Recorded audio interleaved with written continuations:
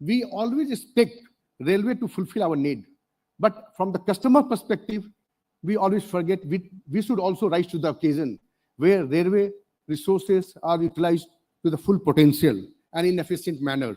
In that way, sir, we are also modernizing our port, which becomes more efficient and have a better system of working. At present, if you take Haldia, we are taking 12 to 14 hours to load a rake. But come this March, and we are going to have a travel in this month only, where we are going to have a rapid loading system where a rake will be loaded within 2 hours. So this is going to break a change. Similar modernization work we are taking for the unloading also.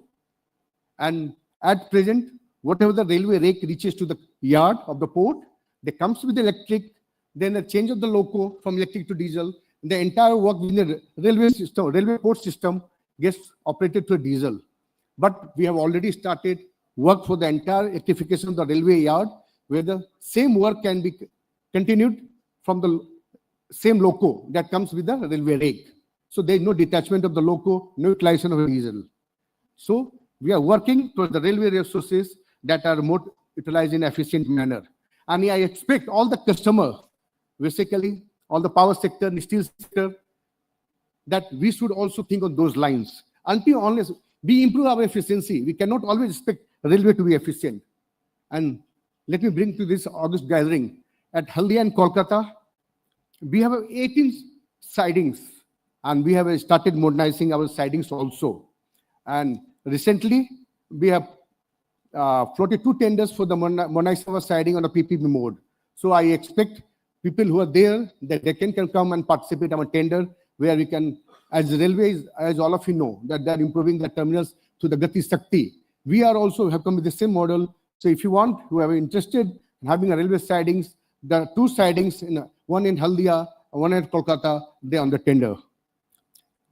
And sir, we are not only gaining and promoting railways, but also in order to have a model shift, we are giving incentives so that real shift takes place from the road to railways. We have reduced our haulage charges, stabling charges, terminal charges, so that railway becomes cheaper. That way we are promoting the rail component. And as all of you know who are working this area, between Haldia and Kolkata, we have recently started a port rail link express. And at present, almost 45 rakes in a month are moving between Haldia and Kolkata. And one rake carries 90 containers. So you can visualize how much we have taken from the road. But what matters for the trade and the customer is the cost. So for the short distance, I think railway is still a costly affair. So if there is a cost, then the trade looks for an opportunity where it is cheaper. So I will request to look into this aspect, because now the proposal has come from the shipping lines where they want to move this cargo through the waterways. It's good for the country and everybody, sir, but I want that this will contribute the railways. If we get there some concession, this will continue. Otherwise, people will look for an opportunity to the cheaper sources, and from the rail, it will move to the waterways. And we have a challenge with the roadways, especially for the short distance. At a short distance, roadways can give a door-to-door service at a slightly cheaper rate. But when we move towards the multimodal, there's multiple handlings from sea phase to the rail phase to the road phase. And each phase, different agencies are involved. And each agency involves their cost and plus margin. So with the involvement of multiple agencies, the cost increases. And what is the requirement for the trade and the customer? That whatever the product that we offer to the trade as a logistic provider, it should be cheap and efficient in terms of cost and time. If we can provide that, the things will start moving to the railways. And same happens for the inland waterways also. In that way, as a port, sir, we are ready to act as a logistic provider. And we had approached railways that ports should also be permitted to have their own wagons, just like the GPWIS, sir. So that way, as a port, we can provide the major customers one-point service and cover the entire logistics chain. Similar way, sir, for the short distance also, there's lots of opportunities for conversion for cargo, road to rail, sir. But we need some concession. As you are aware, sir, the terminal has come at Dankuni. There's a railway siding at Durgapur. But still, the containers are moving the roadways either from the Durgapur or from the Dankuni. If we have some policy, some concession extended to the port, sir, I assure you at least we can move 2 rakes on a daily basis from Kolkata to Dankuni. That way, we can reduce the congestion on the road and move towards the greener logistics, sir. But for that, sir, I would request some concessions are required, and let me be excused for this moment. I have brought this knowledge to the authority itself right now. We have never discussed in part, but I thought that this provides me an opportunity where this is a railway conference and where I can bring this issue to the railway authorities and the railway pressure group who can take the matter with the railways and help the actual safety, the green part that we're discussing in this forum. So this way, yes, sir, we can offer a better service to the customer also. And from the port side, sir, we have worked on from bringing cargoes, especially for the Nepal, sir, from the other ports. You can say Vizag and sir, and they have moved to the Kolkata and Haldia, sir. But what we are finding, the loss of restriction for the Nepal, sir, still, and that is so some, if we can look into it, sir, so that we will continue to get the traffic to the Nepal on the eastern sector and continue from the eastern sector to the Nepal. But as we progress, sir, and we increase our productivity, go for the expansion of Kolkata, we need to look at the Dum-Dum also, sir, because that is going to be as a constraint for the movement of the goods cargo in future. Similarly, in the southeastern railway system, sir, we are trying to get the traffic back to the Haldia, especially for the steel sector who are in around West Bengal and Jharkhand. But there is always a restriction for the steel plants. To some extent, the steel plants are also responsible because we have not modernized the unloading infrastructure at these plants. But for the trade and the customers, what matters that the rates should be available as per the requirements, sir. So that way, it will help a lot, sir, if we get the rake on demand. In order to cater to all these problems, as a port and with having a railway background, we are going to have a new infrastructure that is coming at Balagarh, sir. Balagarh is about 85 kilometers upstream from Kolkata. So we are going to develop a terminal at Balagarh, which can have a road connectivity, rail connectivity, and connected with the inland waterways, which can take lots of pressure away from the road, from the Kolkata city itself. So we are going to start the work for the terminal very soon. As a port, we are going to invest more than 130 crores for the road and rail over bridge, sir. But and I would request you, sir, if you can take the rail connectivity work from the railway side, it will help the port as well as the city, sir. This way, we can take all this initiative forward, sir. I thank the entire this conference for inviting me and giving me an opportunity to be here. And I look forward to our continued collaboration to create a stronger, smarter, and more sustainable logistic ecosystem for India. And I hope this conference and wish this conference to be a great success. Thank you.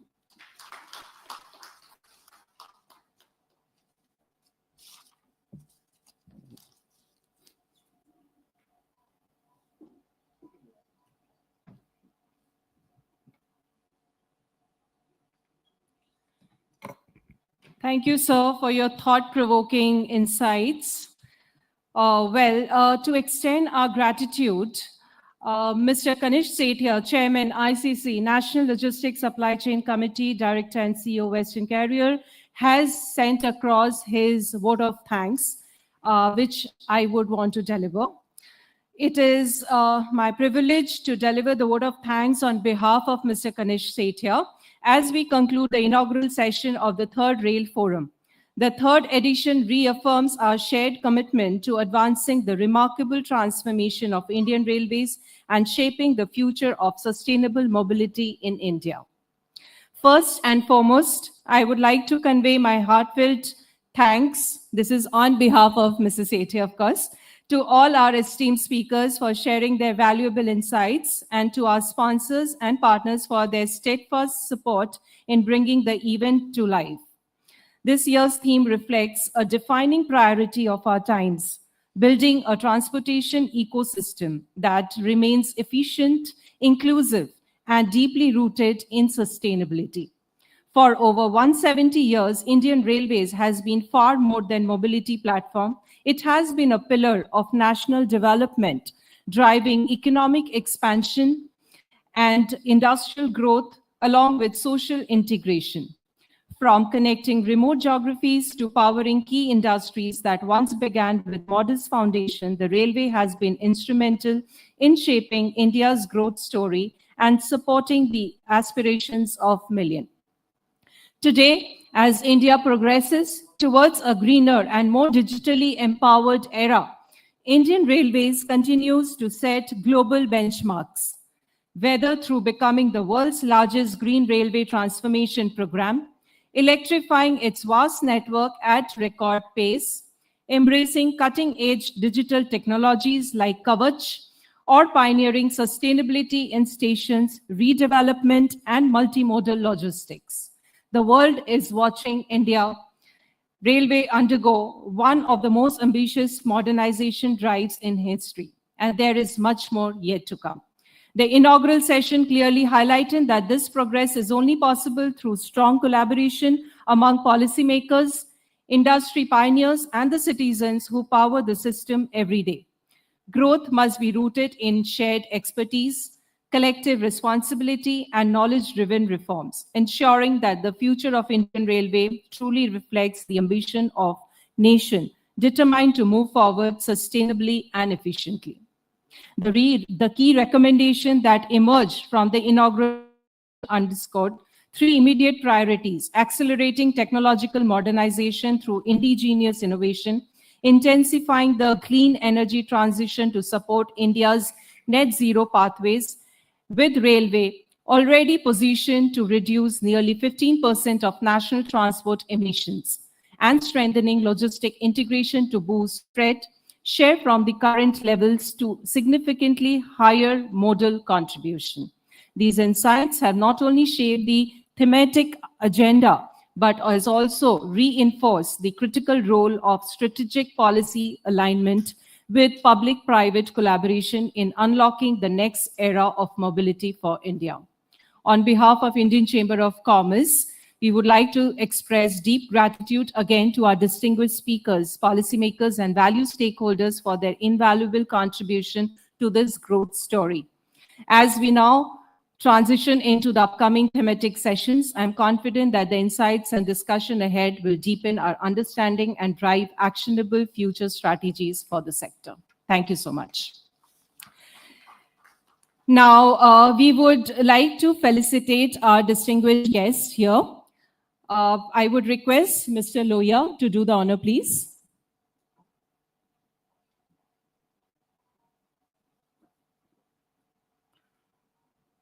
Milind sir, if you can just step forward, please.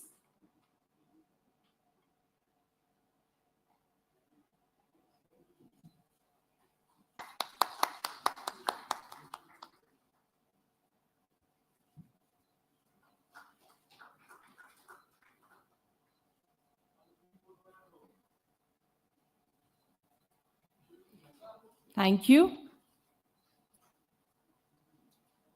Ratindra sir.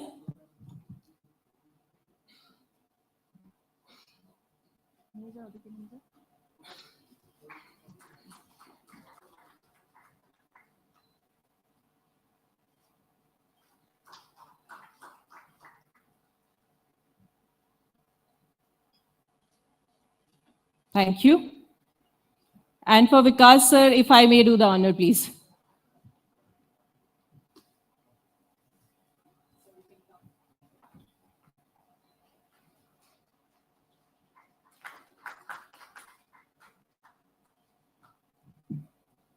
Thank you for the inspiring note. Looks like our engines are officially warmed up for the day. So before we get into the track, let us take a short tea break while we set the stage for the technical sessions ahead. Let us all reconvene in next 10 to 15 minutes, please. Thank you all.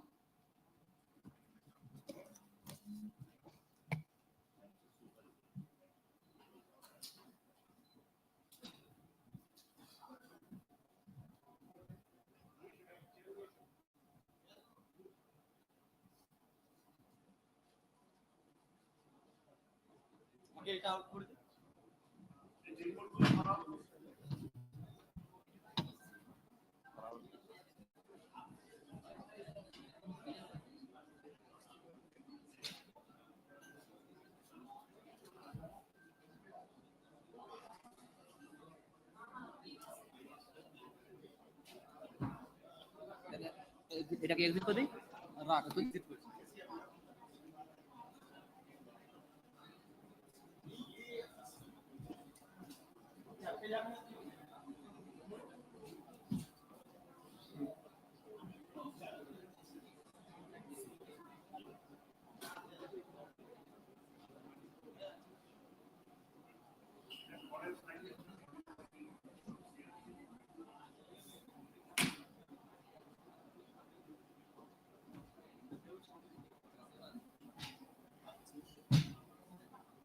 Hello hello Priyank sir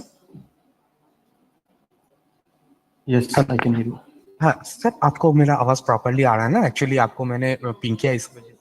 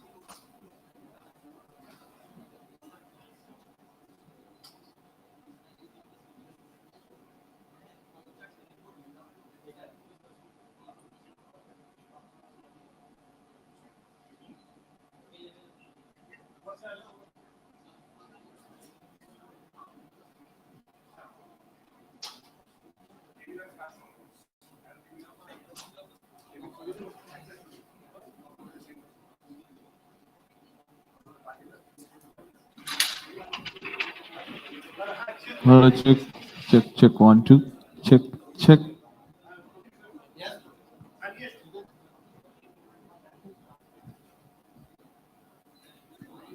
Sir, can you hear me?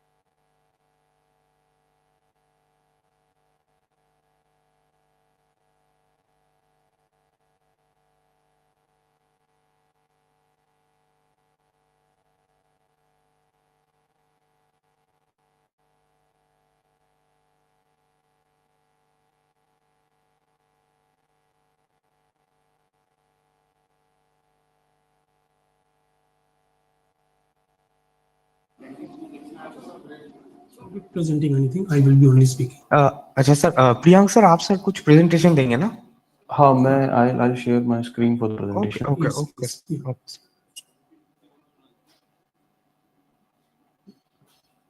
Sir hall से बोल रहे हैं कि आप सुनाई पा रहे हैं हम लोग को? हाँ, जी, आ आवाज रही है आ- आपकी आवाज। Okay okay sir. तो हम लोग अभी म्यूट पे जा रहे हैं। जैसे सेशन स्टार्ट होता है तो सर उसके बाद आप ज्वाइन कर सकते हैं। आप अपना ऑडियो वीडियो ऑन जस्ट करके आप। Thank you so much. Thank you sir, thank you so much for your Thank you. Time.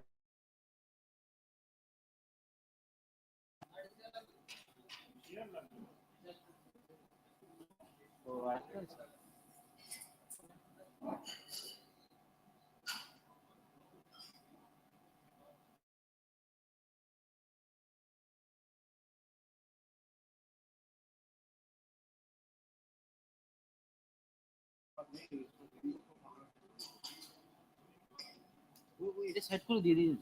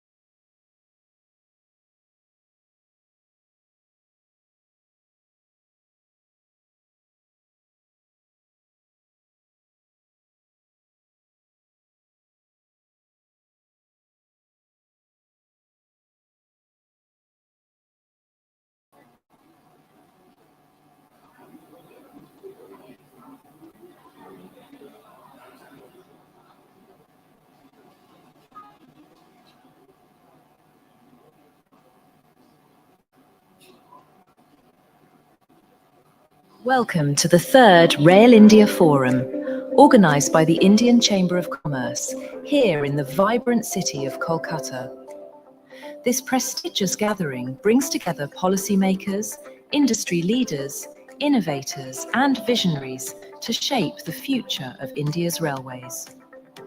The theme of this year's summit is both urgent and inspiring: greening the rails, powering the nation. It reflects our collective commitment to building a railway system that is not only efficient and modern, but also sustainable, resilient, and environmentally responsible. This forum is more than a conference, it is a movement to reimagine railways as the backbone of a greener, stronger, and more prosperous India. Join us and be a part of building a sustainable railway for our nation. Together, let us chart the course toward a cleaner tomorrow and power the journey of India's growth.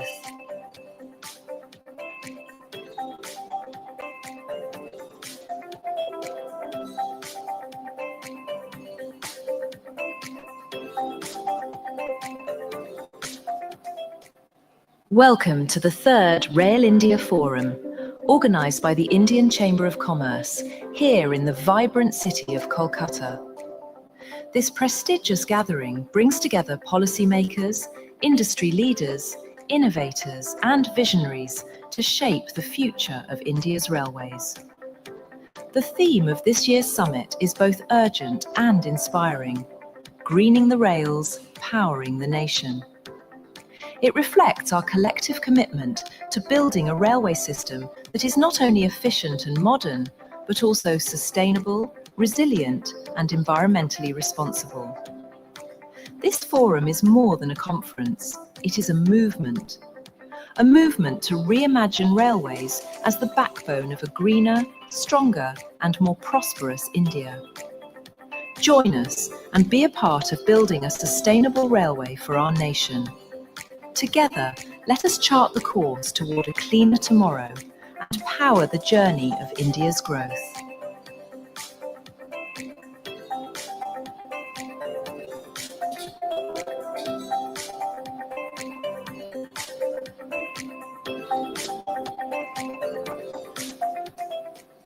Welcome to the third Rail India Forum, organised by the Indian Chamber of Commerce, here in the vibrant city of Kolkata.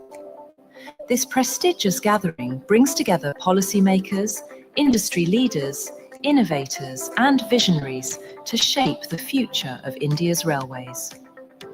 The theme of this year's summit is both urgent and inspiring: greening the rails, powering the nation. It reflects our collective commitment to building a railway system that is not only efficient and modern, but also sustainable, resilient, and environmentally responsible. This forum is more than a conference, it is a movement to reimagine railways as the backbone of a greener, stronger, and more prosperous India. Join us and be a part of building a sustainable railway for our nation. Together, let us chart the course toward a cleaner tomorrow and power the journey of India's growth.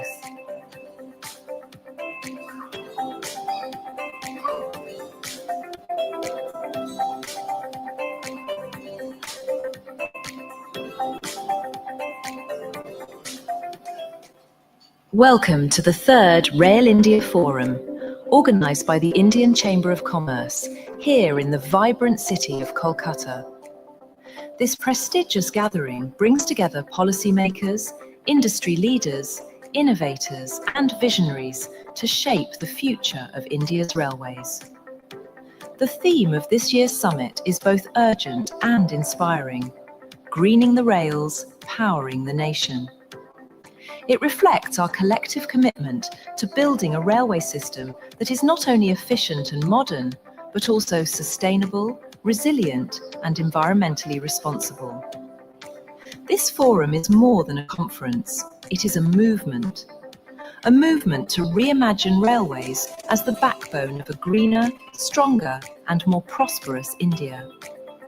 Join us and be a part of building a sustainable railway for our nation. Together, let us chart the course toward a cleaner tomorrow and power the journey of India's growth.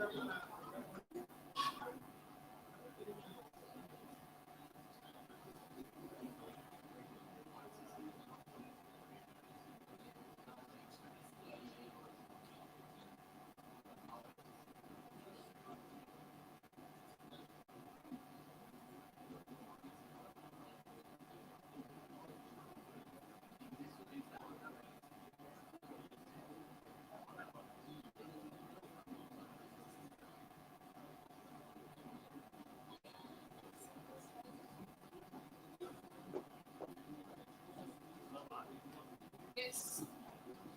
One will be online.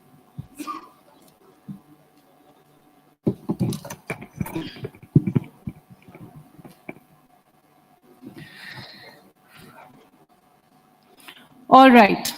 So now that we are refueled and have restored the energy, the engine is officially back on track. Let's roll into the technical session 1, Roadmap to Net Zero 2030, Policies, Regulations, and Strategic Planning, which is a moderator-led session. For this session, we are honored to have as a moderator, Mr. Sanjeev Garg, IRTS CMILT, former additional member Railway Board and Secretary General CILT India and former MD Pipavav Railway Corporation, and a couple of more hats that he wears as a widely respected transport sector strategist with extensive experience in railway project implementation and policy frameworks, who will guide our discussion today. Please welcome him on the dais. Sir, please. Joining him are our distinguished speakers, Mr. Vipin Kumar, Chief Project Manager, RVNL, known for his expertise in railway infrastructure development and electrification project, contributing significantly to sustainable rail network. Sir. Mr. Sudhir Kumar Sharma, Chief Materials Manager, Eastern Railway, an expert in material procurement and supply chain management, ensuring efficient and sustainable sourcing for rail projects. Sir.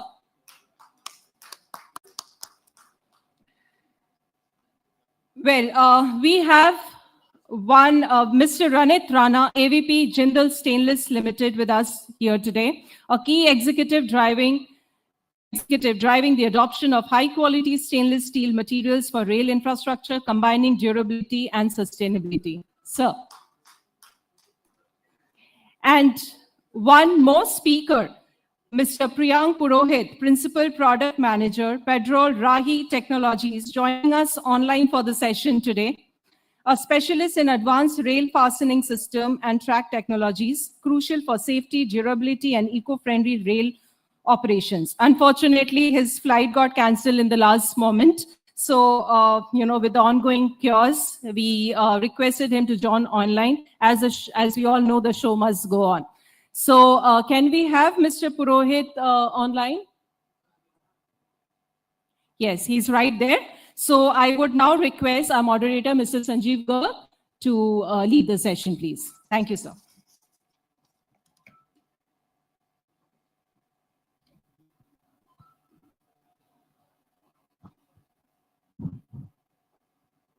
Good morning to everybody, and welcome to the first session of this conference today, organized by the Indian Chamber of Commerce. We'll be, discussing roadmap to net zero 2030 policies, regulations, and strategies, planning, and sustainable railways. We have an excellent panel with us.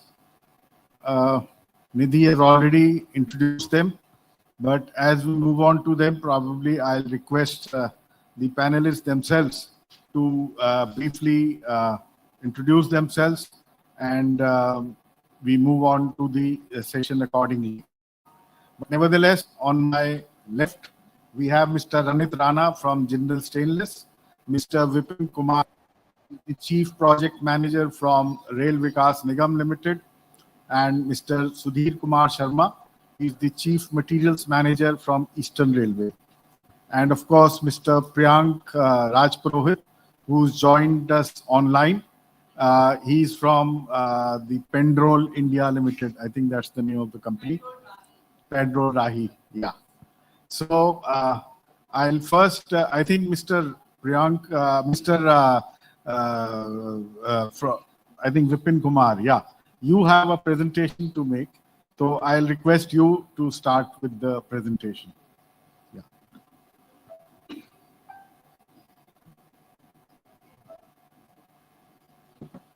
How much time you have, sir? How much time do you want? 10 minutes? 10 Yeah, minutes. Hello. I hope I'm audible. Thank you. Thank you for inviting me, ICC. I congratulate ICC for choosing a very apt topic. And I'm Vipin Kumar. I'm from the Indian Railway Service of Engineers, presently on deputation to Rail Vikas Nigam Limited. Extremely humbled to be leading few major infrastructure projects of the city, namely the Joka BBD Bagh metro project, part of the New Garia Damdam Airport, the Orange Line Metro, and the famous Kona Expressway that's coming up in Howrah district. I have a small presentation to make, so with the sir's permission, I begin my presentation. I have chosen a topic. I have chosen my treatise a bit differently for the topic for this third Rail India Forum, Greening the Rails, Powering the Nation. I decided to treat it from the sustainable infra for Viksit Bharat point of view. And in that also from the metro railway, that because we are into the business of construction of metro in the city of Kolkata. Viksit Bharat 2047 is a dream unleashed. It's a dream and a vision led by the Honorable Prime Minister of our country to make India a developed country by 2047. And the basic tenets being convert India into an economic powerhouse, just leapfrog into a GDP of $30 trillion, which is approximately $4 trillion now. And the basic tenets include growth, key focus area being the economic growth, infrastructure development, social development, and technology and innovation, sustainability being the very key point, the green revolution, digital governance. We aim for energy transformation by 2030. We have major milestones of 2025 being the connectivity, that's the nation high-speed rail network implementation, the urban development by 2040, and finally a Viksit Bharat $30 trillion economy by 2047. For the people who are engaged in infrastructure construction, this is a dream unleashed truly, because we are aiming at major expansion of, say, roadways. The aim is to build and maintain 10 million kilometers of roadways. For high-speed rail, 10,000 kilometers. For metro, if I talk, the vision talks about construction of 5,000 kilometers of metro railway. For the airports, we need to increase the airports operations from approximately from 150 to 500 plus, and similarly for the port and waterways. Now, if I were to talk about the roadmap to net zero from the metro perspective, let me just give a brief background of the metro. Metro, as it is said, just by moving the transport to the rails makes the planet greener. Now, India's first metro railway was introduced here in the city itself way back in 1984. Today, we have approximately 24 cities that are operating the metro. We have a network of about 1,036 kilometers and on date, with 779 kilometers of metro construction happening across the country. And this is very, very important because once you shift the transport from the road to the rail, you reduce the lot of carbon dioxide emission, the greenhouse, and the other pollutants. And that is why when you are talking about leapfrogging to 5,000 kilometers, a policy was required. So even though we started Kolkata Metro in 1984, DMRC came in the 2000s, 90s, with the first metro rail policy has come up in 2017. It's a very important policy, I would say, because I would just explain what the tenets are. But before that, why is metro railway important for any city? Just before I was listening that General Manager Eastern Railway was saying that we need to construct new cities. That's a different proposition altogether. When you do that, do that. But by the time you have these cities, India cannot become Viksit Bharat just by expanding on the economy. We are expanding on the economy, but the cities are becoming unlivable. That's not a very good thing. If you just increase the GDP and still we rank somewhere below in the Human Development Index and the Happiness Index, it doesn't make sense. So just talking from the transportation, that too from the metro railway point of view, if you have metro systems as your transportation, it requires only 1/5 of the energy per passengers compared to the road-based transport system. And of course, needless to mention that it causes very less noise, no air pollution. It's a very eco-friendly transportation system. And if it is underground, it does not occupy any space. And if it is a viaduct or the elevated, it takes just 3 meters of the median of the road. So it's a very, and those of you who have traveled, I'm sure many of you have traveled there. Just imagine Delhi today without DMRC. So it's a very reliable, comfortable and safer mode of transport, reduces the journey time like anything. And why we need to expand the metro railways here? India started, we have 1,036 kilometers. US has 1,406 kilometers. With the projects in pipeline, we'll probably overtake US shortly. But just see the gap between China and India. We have 1,000 kilometers. China is 11,000 kilometers. So even when we are aiming at 5,000 kilometers, the gap remains too big to be filled. Just see the daily ridership. India is 11.2 million. So it's like 1 crore people that is the ridership here. See China, 70 million, 700 lakhs, that's 7 crore passengers China is transporting by metro. So much of population using the mass transport system, that is what is really required. Just see the Shanghai, 830 kilometers, again, just one city that it has. And I was seeing in the day before yesterday, your government of UP is preparing a plan to have a 800 kilometers metro network by 2047. So that is the kind of expansion that we are looking at. I was talking about the Metro Policy 2017, a very important policy that talks about the PHPDT choosing of the transportation system based on the of a city. It integrates all the available mode of transport. For example, the bus transport, for example, the light rail, the monorail, the metro, etc. How do you choose? One solution cannot fit all. So it talks about, you can choose your systems in terms of PHPDT. PHPDT is a term used a very common term in transportation. It means peak hour, peak direction traffic. So if metro railway is a system that's designed to cater to these high PHPDT, so very important for the congested cities to decongest them. If your requirement is say in the order of 40,000 to 60,000 or 80,000 PHPDT, metro remains one of the best solutions. The key objective of the policy being the sustainable urban transport, the financial sustainability, the private sector participation, the comprehensive urban mobility, and the technology and efficiency there. These are the main tenets there. The the implementation guidelines, and these guidelines are being adopted now. Whenever we are planning a new metro, it talks about early planning. Say once a city becomes too populous, you have a lot of utilities, undergrounds, etc., and the construction becomes even more difficult. So that is why it says that you should start planning once the city has a 1 million population. That's 10 lakh population. I'll deal with the subject of the today's topic, that is what could be the Metro Railways contribution in terms of net zero 2030 or the greening the India. Say let's take a case study of one of the projects, Joka BBD Bagh project. So the phase 1 and phase 2 are already operational. Phase 3 is undergoing. We are already doing the tunneling, and it gives me immense pleasure to tell you that one of the TBM Durga, the tunnel boring machine, has crossed the Turfu area, and probably by May we would be entering Victoria Station. The Kolkata, if you see, this is a third point. The population has increased. The Kolkata metropolitan area has 15.57 million with a very high population density, 8304 per square kilometers. But look at this. The road network density in Kolkata is just 6% in comparison to other cities like Delhi and Mumbai, where it is 23% and 17%. And if you see the registered number of vehicles in Kolkata, which was just 7.6 lakhs in 2001, has increased to 21.8 lakhs to 2022. So where does the emission go and what does it happen? There is hardly any scope of widening of the roads in the city of Kolkata. So where do you take these traffic? If you don't give, the customer has to travel, people have to travel. So we have to give them the alternative mode of transport, a greener mode of transport, a more sustainable mode of transport, and that happens to be the metro railway. The chapter, and in planning of any metro rail, I'll tell you, there is a very detailed DPR that is prepared. And one of the chapters, for example, here in chapter 8 deals with the environment impact assessment. So this ensures the environmental friendliness of any metro project is ensured right at the planning stage.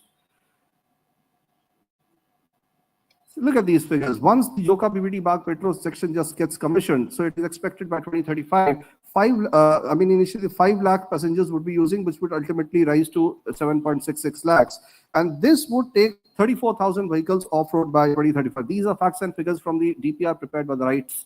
And it is estimated that the reduction of accidents that is happened, it's again the data. And if you see, even the Commissioner of Police recently made a statement that even though there has been a lot of reduction in the road accidents, but still Kolkata will be a city where there are a lot of road accidents. So we have to address these issues, and these can be addressed by these kind of modern transportation system. Look at the reduction of the fuel consumption. Once this project becomes operational, it would lead to a reduction of 17 million liters of diesel, needless to mention about petrol and CNG. This is the kind of reduction in the air pollution that we can expect once the system becomes operational. Look at the carbon dioxide, 99,799 tons. That is the calculation which the DPR itself projects, apart from the other GHG. So the positive environmental impact is that the reduction in the use of fuel, the corridor says, 99,000, that's approximately 1 lakh tons of the carbon dioxide emission. And by using regenerative braking, the corridor saves 40,000 tons of the carbon dioxide emissions. And on top of that, if you have read these days in papers, we are doing compensatory for these plantation and a transplantation. In this project, there are 1,000 trees approximately that are affected in the Maidan area. And RVNL has taken one of the biggest transplantation projects in the city. We are not cutting any single tree. All the trees are being transplanted apart from the 5 times compensatory plantation. And in the metro rail, apart from these, we are also using energy efficient solutions like we are in all the these underground metro stations that are coming up. All the metro stations are planned to obtain a platinum rating from the IG Green Building Certification. In the viaduct portion, it is planned to use solar power, the use of LED lighting, and the HVAC, regenerative braking I already mentioned. And apart from that, more environmentally friendly features like the water harvesting, water recycling is also a part of the project itself. If you give me time, sir, later I will like to show you one of the videos. But before that, I'll just complete. I'll take your permission later, sir. So this is a Majerat Metro. Why I'm showing this is one of the unique. This Majerat Metro, and you see this is, I've shown the planned Esplanade area. These two are, and especially the Esplanade area. Once this becomes operational, it becomes a game changer. Why? Because what GM Metro Railway was also talking about, multimodal connectivity. The transport policy of 2014 also talks about multimodal connectivity. That means metro alone is not a solution. A person, suppose you're in your house, you have to access to the metro, so nobody can be expected to walk 3 kilometers to take a metro train. And at the same time, when you get down from the station, you cannot walk another 5 kilometers to reach your destination. So if I have to take my car or two-wheeler from here to the metro station, I'll very well go from here, point A to point B by that station. So that is why the planning has to be a multimodal connectivity where the person, the passenger, the user does not have to walk more than a kilometer or 2 kilometers. That should be the maximum limit. That is why the city needs to be planned. When the metro system is to be planned, it has to be planned in the form of circles and grids. That is why you see, if you see DMRC started in late 90s, but see that today the network of DMRC, 400 kilometers. And Calcutta started first, 1984, but we are not even 100 kilometers. So we need to expand in order to have a better network in the city. Now, this is an example which we have already done. Majerat Metro Station, you see on the top, that is over the track, is the Majerat Metro Station, and below is the Eastern Railway Sialda Division suburban traffic. And from one platform, from the metro station, directly a passenger can go to the platform of the this Majerat station of the Eastern Railway, which means people who are coming far-flung areas, say, Namkhana side, somebody is coming from a local, Sialda say somebody is taking a local, so he gets down and he can take the metro. Nearby is the bus stand also. So people who are using the bus stand can also get down from the bus and take the metro. So that is the kind of, we are one level higher, we are planning for Esplanade. So 2 stations, the blue line and the green line are already operational. Purple line is planned there. And this is what we discussed with state government also, that we can extend it towards, the new BBD Bagh station near Eden Garden, and then take it finally up to the Ganga River, where in future, Kolkata can introduce what Kochi has done, water metro, because it has a good waterfront. You can have a water metro there, and that would make the, this line which runs parallel to the Ganga redundant, and a real multimodal connectivity can be obtained. Once Purple Line Blue Station is constructed, the South Calcutta gets connected to the metro network, and this becomes the new Rajiv Chowk of Delhi, I'm telling you. Apart from this, just a highlight, we normally think that when we are talking about net carbon reduction, it's only about fuels and this. But if you see, I'll just show you here, in the construction industry, because when you're talking about project, the project is a construction and then it is operation. Construction, many of you would be surprised to note that cement production alone accounts for 8% of the total global carbon dioxide emissions. 1 ton of cement that is used leads to 0.8 to 0.9 tons of carbon dioxide emission. That's the ordinary Portland cement, that's what it does. And the concrete consumption is increasing, and that is why I started initially with Viksit Bharat. That means a lot of infrastructure is to come, which means a lot of concrete is to be used. Globally, already it is exceeding 10 billion tons a year. So now there is already discussions on going for the green concrete, the sustainable concrete. So what is sustainable concrete? So basically it means that you can't do away with cement, of course, but you can reduce the usage of the cement by using SCMs called SCMs. SCMs stands for supplementary cementitious material. That means you use fly ash or the silica fumes, or GGBS stands for ground granulated blast furnace slag. You use them as additives that reduces your cement requirement. And I'll just justify in the next slide, and maybe you'll be surprised, with seeing the figures. So if you do this, and along with the process improvements and design economy, it saves a lot on the carbon dioxide emission. Just see this. I've just taken those figures this morning itself for my own project. The total amount of concrete that we are planning to use in the underground from Mominpur to Esplanade would be around 5 lakh m3 concrete, out of which these SCMs will not be allowed in 2 lakh concrete. So in 3 lakh m3 concrete, they can be used. So approximate cement consumption in this 3 lakh m3 concrete would be 1.3 lakh tons. If you use these SCMs, which we are doing, we save 27,000 tons. So approximately in turns, it leads to saving of 24,000 tons of carbon dioxide emission. So considering 4 years as a construction period, it means you're saving 6,000 tons of carbon dioxide per year right at the construction stage. So this is where the entire construction industry has to move forward for doing their bit to make the planet greener. This is, I've brought some of the samples of a mixed that we are using, can be taken as a reference, where this is fly ash, this is microsilica, and this is GGBS. We have constructed, sir, do I have 2-3 minutes time? We'll come to an end because. Okay, so I'll just show you one of the model rooms that we have made here. Can you just play this video from there? Can you play this video? There is a video attached.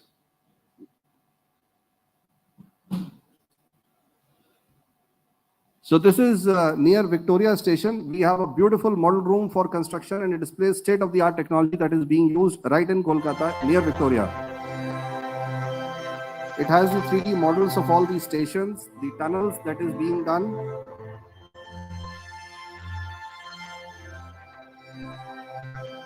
This is the instruments that are used, to monitor the vibrations and the deflection of the buildings.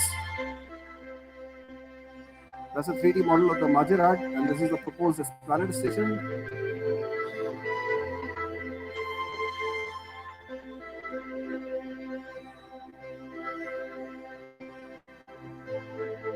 This is a model of the tunnel boring machine that is presently working there.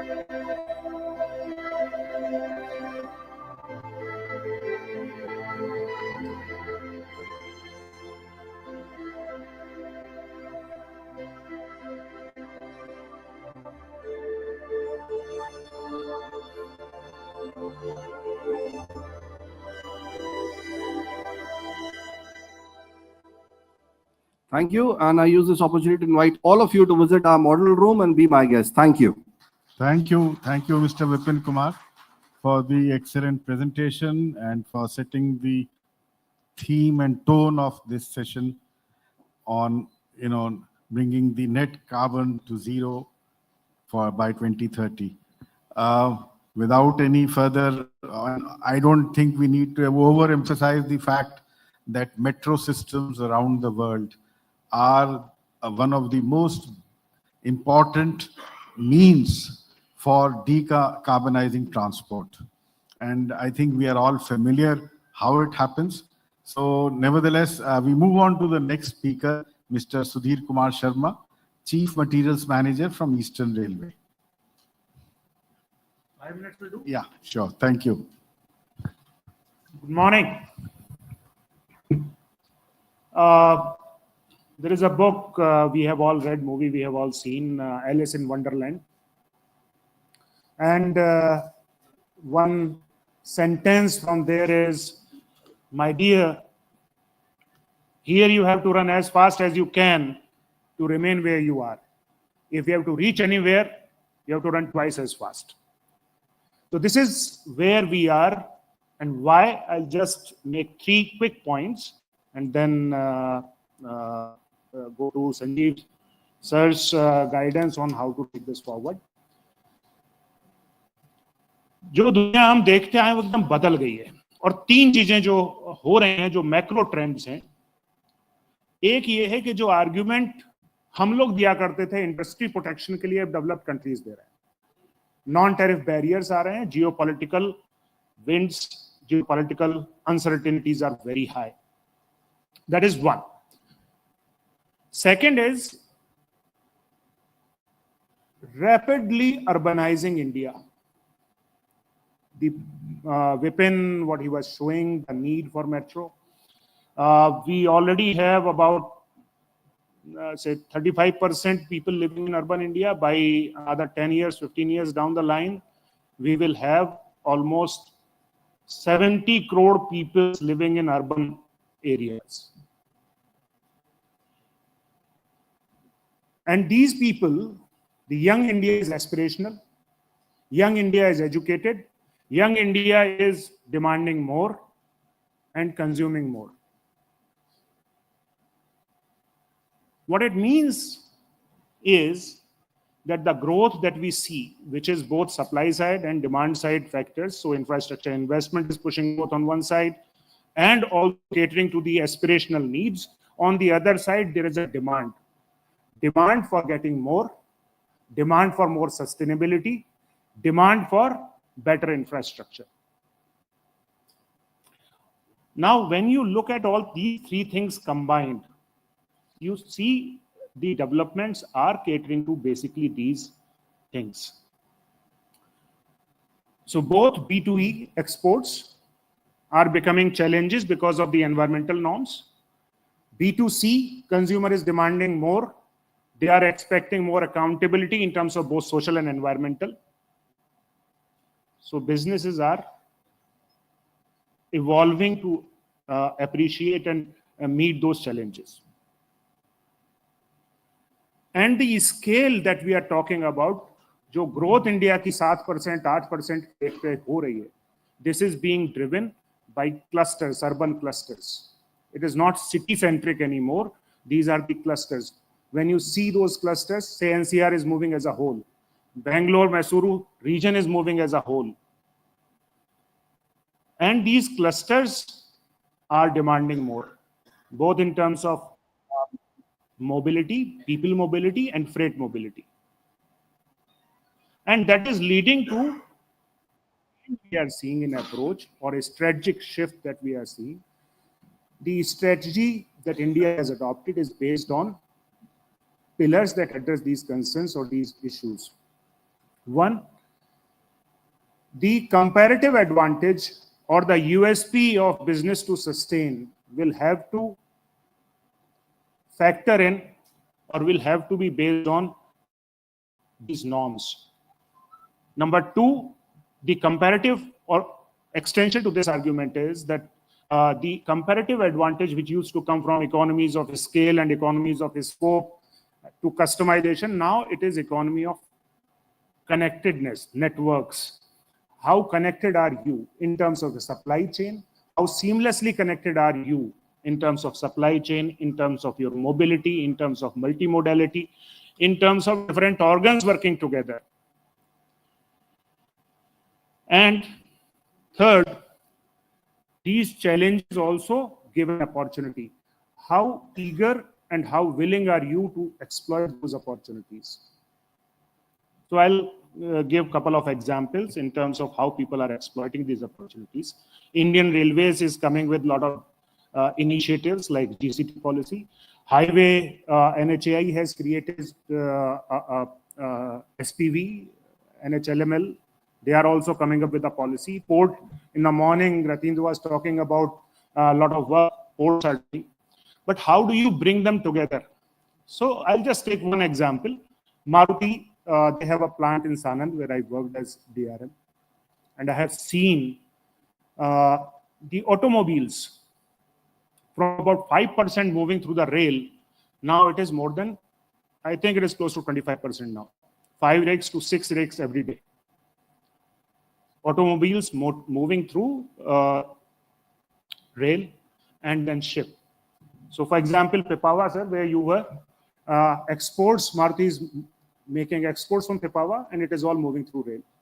Maruti is sending vehicles to Eastern India. They are sending vehicles to Southern India. They are all moving by rail, about 6 rakes per day. And it has not only increased their ESG performance, it has increased their profitability, it has increased modal share, it has made the entire thing cleaner, greener, and faster. Second example we could take is what Arvind Mills is doing, how industry is responding to these challenges. Now, Arvind Mills is world's largest manufacturer of denims. They have huge facilities in Santej and in Ahmedabad. They have taken this as an opportunity. And can you believe a chemical-based industry is net negative in terms of water usage? They take sewer water and give out, after the processing, they give to the city clean, potable water. And their connected supply chain ensures from seed to cotton to fabric to dyeing, everything is traceable. It has given them comparative advantage abroad. Whatever the tariffs may come, Urban Denim is managing and growing. So opportunities are there. Railways are investing big. Highways are investing big. Ports are investing big. PM Gati Shakti tries to bring them together, but industry also has a role to play. Industry can look for these opportunities. Industry can find their bearings. Industry can use these initiatives and grow more competitive globally. Make in India for the world. Thank you very much. Thank you, Mr. Sharma, for your crisp delivery and lecture.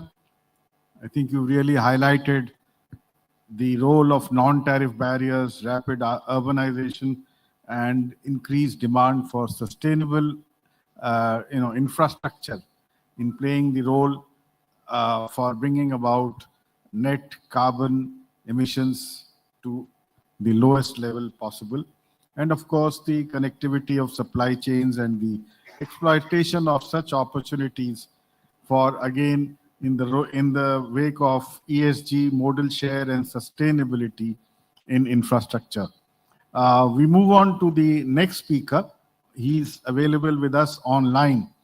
Mr. Priyank Raj Purohit, Principal Product Manager, India Fastenings and SRS, Pendrol Rahi Technologies Private Limited. Over to you, Mr. Raj Purohit. Thank you very much, sir, for the brief introduction. I hope I am audible there. Yeah, we can hear you. Thank you, sir. Sorry, my flight got cancelled at the last minute, and thank you, ICC, for being considerate and giving me opportunity to present online. I would like to share the presentation so that we can talk about a couple of things which we are doing for sustainability in our company. Hope my screen is visible, sir. Yes, we can see. Right. Please go ahead. So, thank you, sir. First of all, good afternoon, respected moderator, sir, Mr. Sanjeev Garg, respected panel members, present dignitaries, industry members, ladies and gentlemen. Thank you to the organizers for taking up this very important topic, greening the rails and powering the nation. I think there is no better time than talking about this. I can say also that we are a bit late, but nevertheless, we have a lot to do in this particular thing regarding sustainability in India. But I should say that, I am proud to work in an industry which contribute to the greenest mode of surface transportation, which is railway transportation. And I'm sure most of us who are present in this forum share the same sentiment and emotion that we are part of a very sustainable, mode of transport, and we are contributing to sustainability overall. And as my previous speaker mentioned, that any investment in the railway or metro is basically not just investment in sustainability, but it also brings safety because we have seen accidents, in the roads. The statistics are very grave. So any investment in urban transport, in the railways, basically bring down the passenger on the road and basically contribute to the safety of the passenger, which is very much important for us to be a developed nation by 2047. Now, talking about my company, Pendrol, we work as a joint venture company in India, Pendrol Rahi. And Pendrol is part of the French group called Delatio. We have a very elaborated CSR program, and we call it our worldwide engagement. And we publish the CSR report every year, where we talk about what we have achieved in terms of CSR goals by talking about strategies, target, actions, and progress. And there are 5 main pillars: safety, sustainability, ethics, leadership, etc.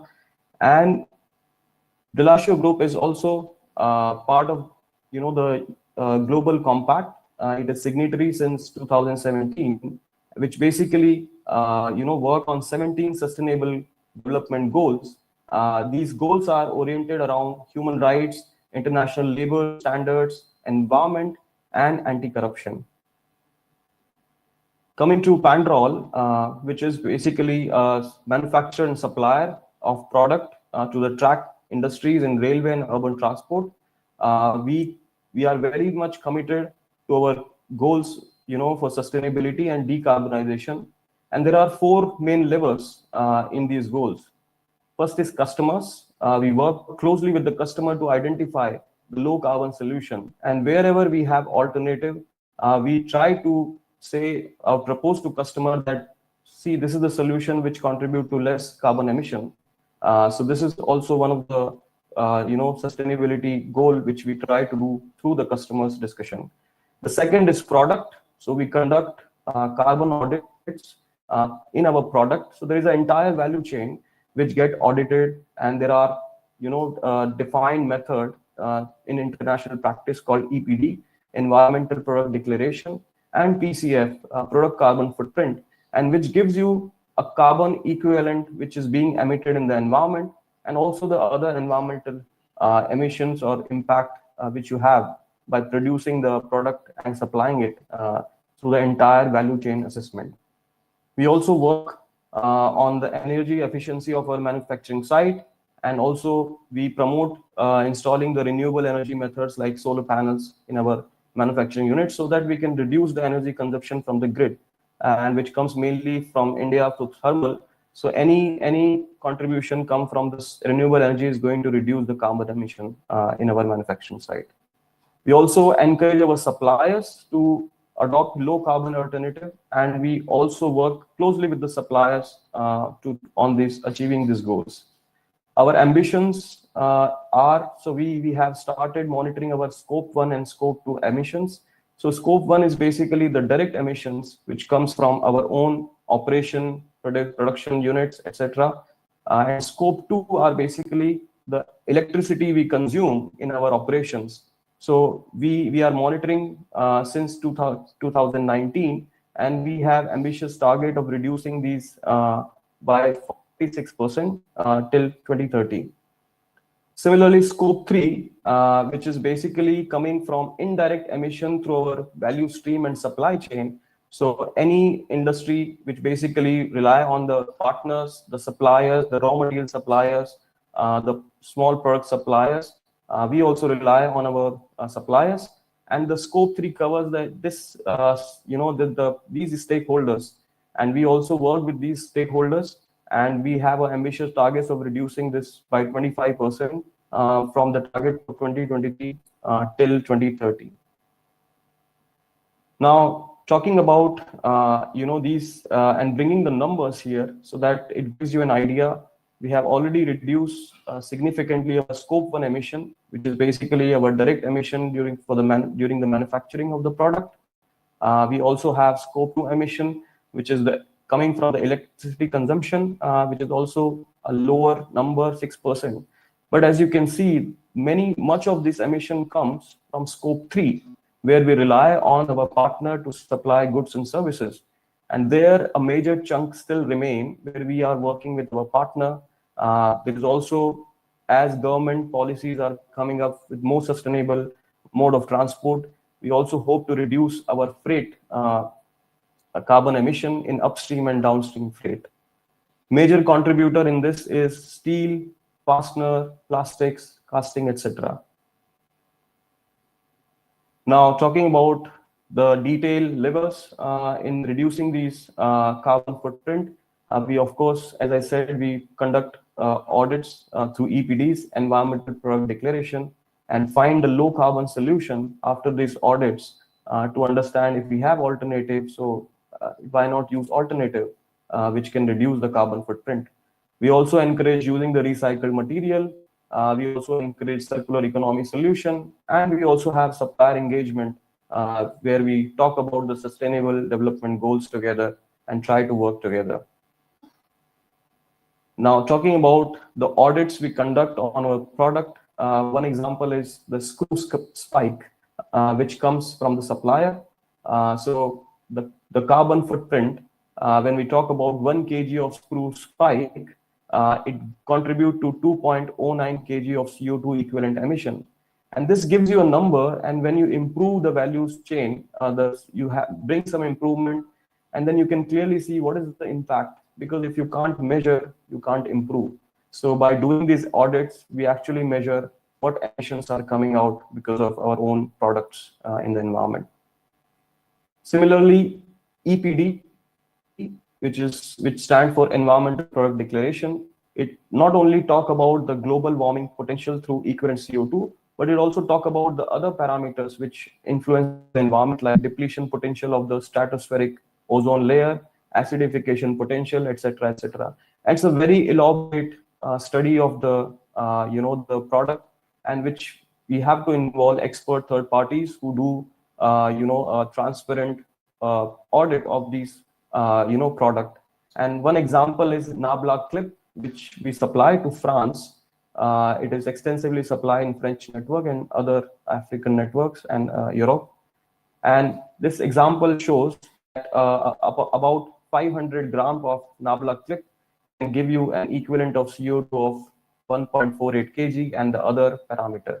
And then it's give you a benchmark to improve upon through your processes. Now, talking about product innovation, we have a big portfolio of sustainable resilient system, and all these products made from the rubber tires, which are discarded after the end of the life, especially from the buses and the trucks. These big the tires are basically recycled in established recycling plants, and these comply with the UIC and EN standard, and we basically check through very strict quality processes. And then these granules are used to make the product which are used in the tracks. These are established product like embedded track solution, Q-Track. Similarly, so these blue color track solution which you see is basically holding the rail, and then you can pour around the concrete here. So this is already being tried in India, and we see a popularity coming for these kind of solution in India. Similarly, floating slab mat. So these are the noise and vibration attenuation solution, which goes below the slab track, and which is very much necessity in the urban metro transport, where the noise and vibration can have a nuisance in the residential area. So these floating slab mat helps to reduce these noise and vibration.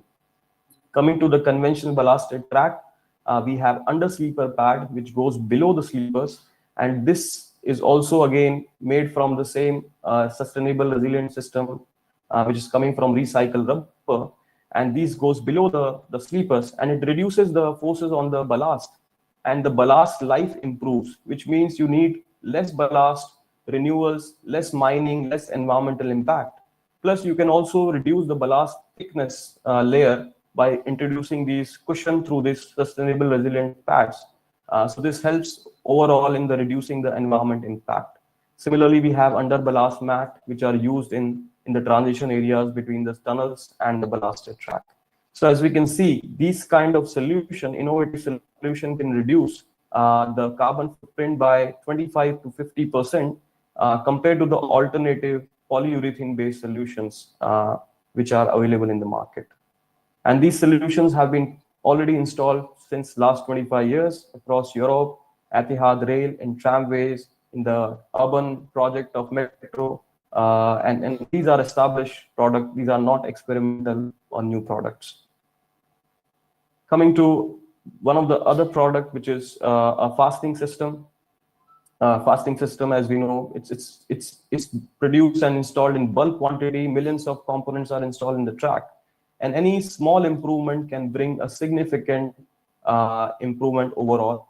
So here, if I compare a traditional W14 fastening system, which is popular in Europe, and we have come with the innovative fastening system SD, which we are able to reduce through modern technology the overall weight of the components. And we can say in a per kilometer track, we have reduced a 1.5 tons of raw material through our engineering and use of the right precise the material, the plastics and the steel. And this is how we are also able to reduce the 25% emission coming from these kind of fastening system. Talking about operational efficiency, we continuously work to improve. So in our Hyderabad factory, once we started producing with the line 1, we have used furnace based on the experience from UK. But as we have experience, we could reduce the power of the furnace, which basically improve not just reducing the energy consumption, but also leads to the reduction in the carbon emission. And this is a continuous improvement process which keep on happening.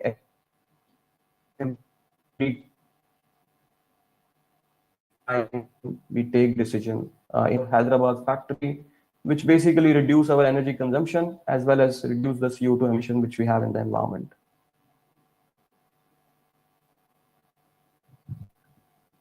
I think we've lost the link. So We also hold yeah. Can you hear me, sir? Yeah, we Can you hear me, lost, sir? yeah, continue. But your voice is fading, I think, again and again. No, I think the link is gone again.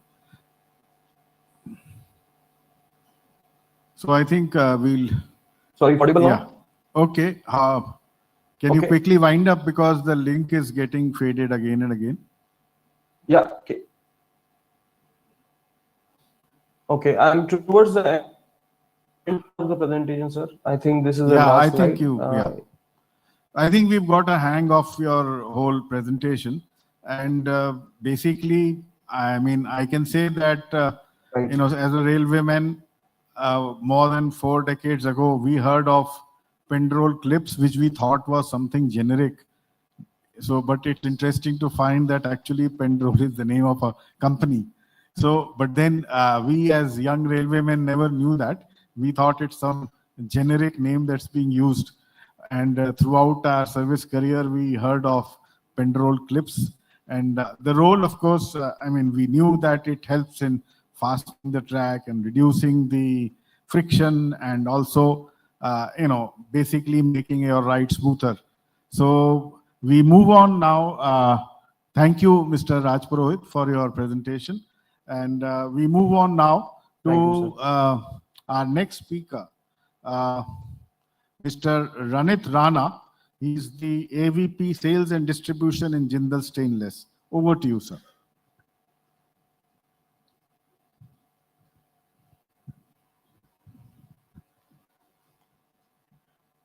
Good morning, everybody. Good morning, Mr. Garg. Good morning to all the dignitaries, both on and off the dais, and good morning, my friends. You know, it's always a pleasure, you know, to speak on railways because I, and of course we, are extremely proud of what railways has done, what they are doing, and what they are going to do in the near future. So I'll just, you know, few facts which come to my mind is it's the 4th largest railway network in the world. It has a track length of about 1.23 lakhs kilometers. It operates 7,335 stations. And if you look at the passengers, you know, moved by railways, so I think it's about 23 lakh passengers per day. For Indian Railways, for metro, I think it's about 46 lakh. And if you look at the freight, it's about 4.4 million tons of freight moved by railway. So the numbers are humongous. And, you know, it's really a matter of pride for all of us, what railways is doing. And in fact, going forward, you know, they have embarked on a very steep growth trajectory. So if you look at the number of the amount of freight that railways intend to move, it's about 3.2 billion from the current 1.6. This is by 2030. They also want to, their target is to manufacture, you know, 400 Vande Bharat trains over the next 4 or 5 years. And I was also reading that there are about 822 projects which are in progress, totaling about 20,000 billion rupees. So, so that's a huge, huge number. And even when we look at sustainability per se, I think railways is the only organization, you know, which has taken a very, very steep target of becoming a net zero carbon emitter by 2030. So, you know, when we look at global railways, you know, there are 4 areas which they are focusing on. One is efficiency. How do we increase the efficiency? Sustainability. Third is passenger experience. And fourth is optimization of freight operations. Now, since the topic for today is sustainability, so I'll just focus on that. And I quickly jotted down a few points. So allow me to just, you know, enumerate them, and then I'll speak a little bit about them in details. So first and foremost comes material selection. So the focus is on developing lighter rolling stock, be it in terms of coaches or wagons. Second is shift from road to railways. Third is electrification. Fourth, decongestion of the railway network. Fifth, having a hydrogen economy. Sixth is renewable energy. So these are, the 5 or 6 key areas which railways is currently focusing on in terms of sustainability. Now, just coming back to each of these points, when we look at lightweight rolling stock, so we've all heard about Vande Bharat trains. And let me tell you, Indian Railways has already taken that step forward. Normally, the trains which have been running till date, they are made out of a ferritic stainless steel, low strength, but corrosion resistant. Now they have graduated to a high strength austenitic stainless steel. These are premium grades of stainless steel, which have enabled railways, to cut down about 2 tons per coach as far as the Vande Bharat trains are concerned. And there are few more components like underframes and bogie frames, which, if they are converted, it would give them a potential weight reduction of about 4 tons per coach. Similarly, for wagons also, there is a potential by using high-strength material. It could be stainless steel, where it is possible to reduce about 1.5 to 2 metric ton per wagon. And, there is a study which has been done by the Institute of Energy Heidelberg, along with the global, the International Aluminium Association, where they have, analyzed what could be the carbon dioxide emission savings, depending upon the weight reduction for different categories of rolling stock. Normally, I have a presentation on that, but unfortunately today it's not there with me. But if you do that calculation, depending upon the weight reduction, which I have just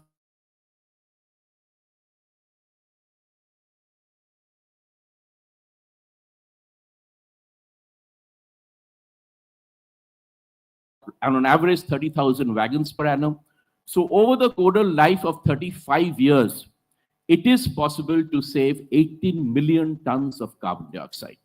And just to give you an idea about what that amounts to in terms of monetary values, there is a study which has been done by Indian Railways along with a UK-based consultant, and they say that if we are able to cut down by 15 million tons of carbon dioxide, the savings would be 17,600 crores.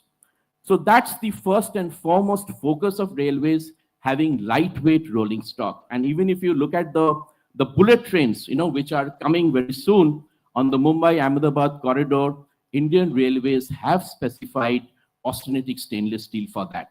Now, since there are, railway dignitaries present over here, my only, request to you is, you have converted the Vande Bharats, you have converted the high-speed trains in austenitic stainless steel, but the LHB coaches today, they still run with ferritic stainless steel. There is a huge potential of weight reduction if you convert that material also into premium austenitic stainless steel.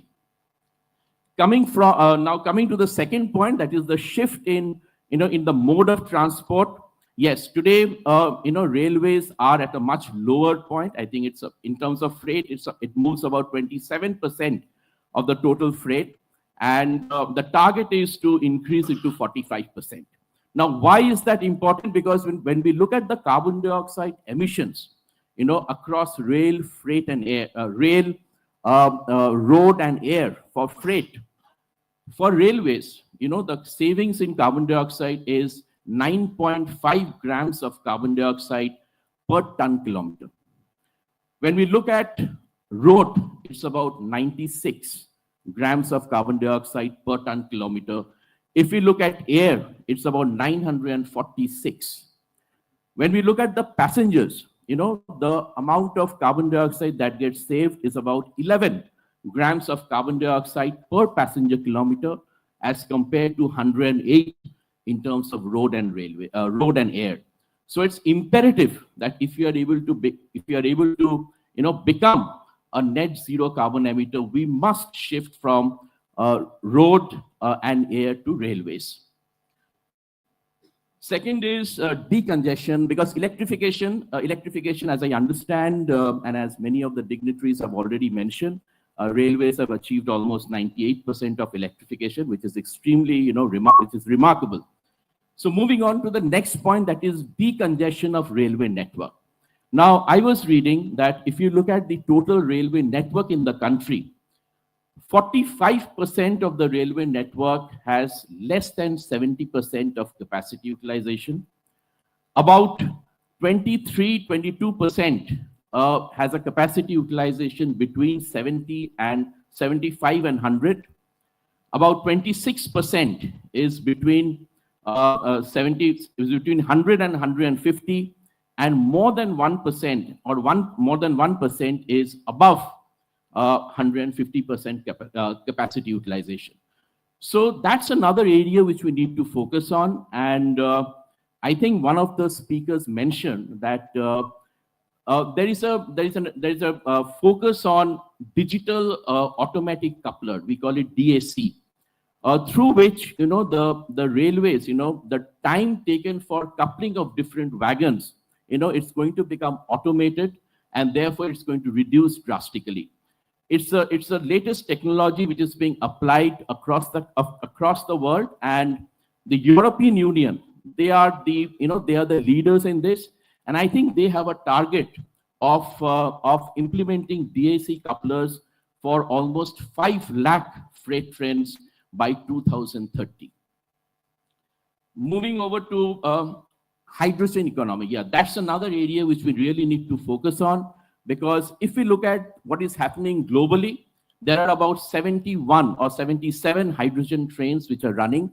And in few countries like Germany, which is the leader in this technology, they have about 41 hydrogen trains running for commercial purpose also. This is very important because in India today also, there's a trial which is going on with the hydrogen train running between Jind and Sonepat.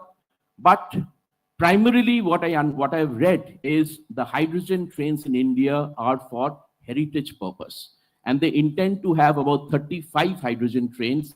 But we need to move away from heritage and commercialize that. And renewable energy, we had spoken about decongestion. So these are some of the areas which I wanted to highlight, in terms of sustainability, which could be the focus areas.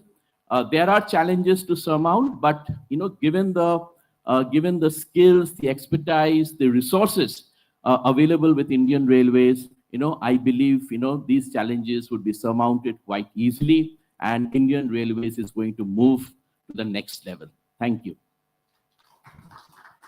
Thank you, Mr. Rana, for giving us your views on bringing about sustainability in the Indian railway transport system. You mentioned various things like material selection, renewable energy, modal shift, railway electrification, decongestion of the railway network, and hydrogen trains, which can be used for bringing about this kind of sustainable move for net carbon to zero by 2030. One or two caveats which I would like to mention. Regarding renewable energy, you rightly said that Indian Railways have reached almost beyond 90% of the system on working on electric traction. The only unfortunate thing is that most of the energy that the Indian Railways is using, that is electrical energy, is drawn from thermal power stations. So therefore, you have only shifted the location of the polluting source of energy from, let's say, a metropolitan area to some other place, maybe to the pithead power plants or the port-based power plants or coastal power plants. The real challenge is to make this energy, electrical energy, coming from renewable sources of energy. Then we can actually really say that we have brought about this sustainability which we are talking about. And the other thing is about decongestion of the railway network. Very correct. That is where I think the challenge for the Indian Railways is that we need to draw the Indian Railways, that is the mainline railways, from short distance passenger traffic. I mean, that passenger segment needs to be shifted to either the metro railways or to roads, and leave the system free for movement of long distance passenger traffic and freight. Because unfortunately, the Indian Railways have underpriced the passenger traffic. As we know, that only 55% recovery of the, for each passenger kilometer that, let's say 100 rupees you are incurring, only 55 rupees is being recovered from the passenger. So that is actually, anything that you sell cheap, if you give free or cheap, people misuse it, and it doesn't really lead to the objectives that you have. So until you rightly price that thing, as John Maynard Keynes said, there is nothing like a free lunch. Somebody has to pay for it. So therefore, if we have to really decongest the Indian railway network, we have to shift this short distance passenger traffic to the metro railways or to the road, and then efficiently haul freight traffic and the long distance passenger traffic, which will therefore bring us the right kind of results. So we come to the end of this session on net sustainability coming to zero by 2030, etc. We have already run short of time. We'll probably take one question only on the condition, no observations, and the question should not be more than 10 words. And of course, if there's somebody, he can quickly introduce himself and ask a short question. Thank you. First of all, very, very good morning. And I'm Bhushan Agarwal, President, Indian Chamber of Commerce. Thank you, sir. I apologize for not being present in the initial time because I had some schedule. So first of all, let me congratulate, and we come from the metal industry, Shyam Metallic, and we are into steel, stainless steel, carbon steel, and we are also into the aluminum sheets we are making for, So I'm very well aware about the railway developments, what Mr. Rana said. I must congratulate this department in the system. Like I understand, it's a spine for the nation, and we have to understand and appreciate, the kind of effort what as a department of railway is taking up on the R&D side. It is a spine for the country, whether we talk of the goods, whether we talk of the manufacturing, we talk of the passengers, we talk of reducing the emission. So we are also now setting up a railway wagon plant as well, in Bengal. I think it is one of the plant after decades which is coming up. And we are also focusing on the aluminiums for the railways, stainless steel for the railways, and the carbon steel plates. So thank you so much for being here. It is our pleasure to hear a lot more on certain new development which is coming up. As we rightly said, that we are focusing on the reduction on the carbon emission, which is a great initiative and the need for the country. And I believe, we have a very large requirement to cater to our population and the growth in the country. Like when we are talking from the growth prospect, it is everything. It starts from railways and it's never end till the end. So we have to be very focused on this development side, and congratulations to all. Thank you so much. Thank you, Mr. Agarwal. It's nice to hear from the President of the Indian Chamber of Commerce at the end of this session. I think we'll call it a day. And thank you, everybody, for being patiently listening to the panel speakers. And I'm sure there have been some important takeaways from this session, which we can all deliberate outside during our lunch session, because the next session has to start. We come to an end in this session. Thank you. Thank you so much, Sanjeev sir. You're always considerate. Thank you. And we thank the entire panelists for the remarkable celebration. Now we would extend our respect through the felicitation of the dignitaries. To honor the same, I would like to call upon Mr. Lohia on the dais, please.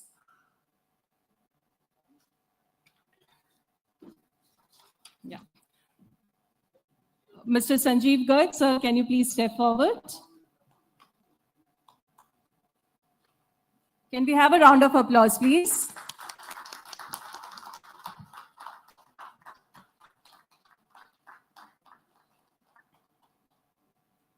Vipin, sir?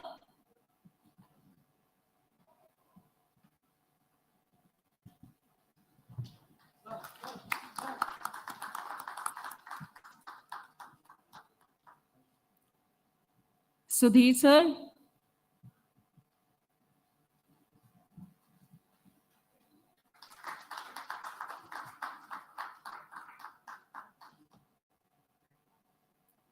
Mr. Rana, please. Mr. Purohit, we would get it delivered to your office. Thank you so much for joining us today.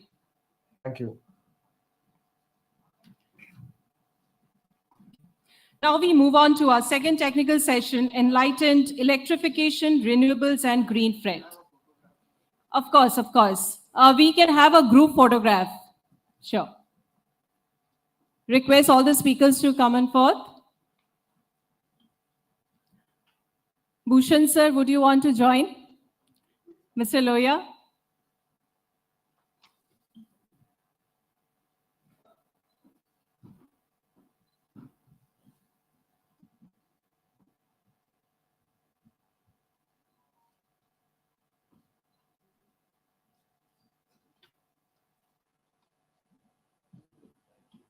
Thank you everyone for enlightening us with this wonderful session. Thank you.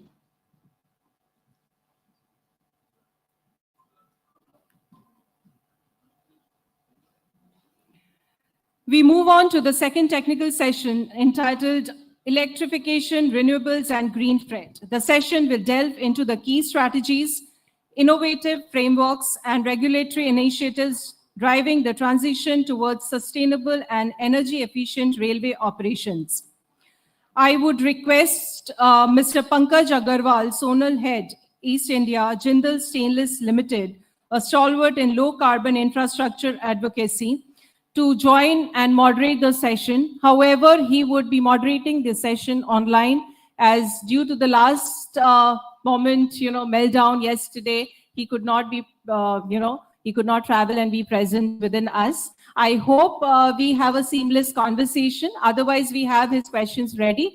So either me or one of the speakers would, continue with the questions. Sir, are you there? Yes, I am. Wonderful. We can see you. Okay. Joining us in the dais, we have Mr. Asim Kumar Majumdar, PCEE Metro Railway, a seasoned electrical infrastructure professional with deep expertise in traction power systems and clean energy integration in urban rail network. Sir, please. Mr. Kuntal Dasgupta, Chief Business Officer, Texmaco Rail Engineering Limited, bringing industrial insights into electrified rolling stock design and sustainable rail system solutions. Thank you, sir. Mr. Tapan Kumar Sinha, Chief Electrical Engineer, Eastern Railway, an authority in railway electrification and energy management, driving efforts to shift to green energy and improve efficiency. Thank you, sir. And then we have Mr. Sudeep Haldar, Chief Technical Officer, leading the mobility solutions from Jupiter Wagons Limited. So please. Now I would hand over to the session moderator to continue with the discussion. Thank you, sir. Over to you, Pankaj, sir. Thank you, Nidhi. First of all, my apologies for not being able to present in person. It's a privilege to moderate this session, and this is a very relevant topic. I think this is the time when the climate resilience and relative topics has not been as much severely or as much deeply being discussed and so much conviction and so much focus is being placed by all across the world on this topic. And railways being one of the pioneers in delivering the outcome by way of electrification, by way of using renewable sources, and working on the green freight is the target for the future. That is the topic of our session also: electrification, renewables, and green freight, powering India's low carbon rail network. Okay, so initially I would like to spend 2-3 minutes on the setting the theme, and thereafter we'll move on to the questions, because we see it's the design and creation of the future infrastructure, future set of things, all is being now driven through the basic kind of fundamental of using green technology, green ways of doing things, and sustainable practices.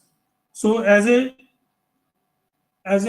sort of a key initiator of these enablers, like for the companies who are very progressive, they are issuing their task force based nature related financial disclosures, which are in agreement, which are aligned with the IFRS and Kunming Montreal Global Biodiversity model, and as well as India's NBSAP, which is already there for the company like JSL, which is reflecting the corporate governance as well as the nature positive future initiatives being taken.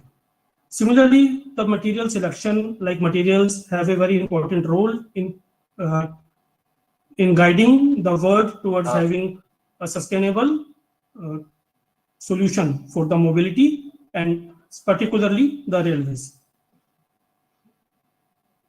Like, for example, we are seeing a lot of effort being made in sustainability aspect these days, but just to give a comparison, like how little is the effort if we say as a percentage of total energy consumption.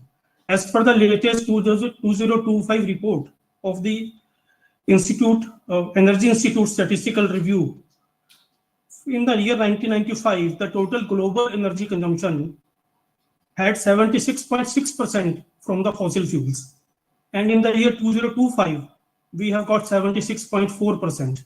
So in last 30 years, we could travel only 0.2%.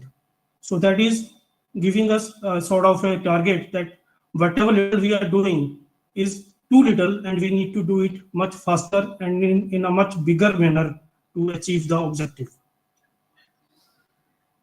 So we have to see whether India has to lead by example, because we are the opportunity, we are the land of opportunity for the world, and that is why whatever we do must become a leader's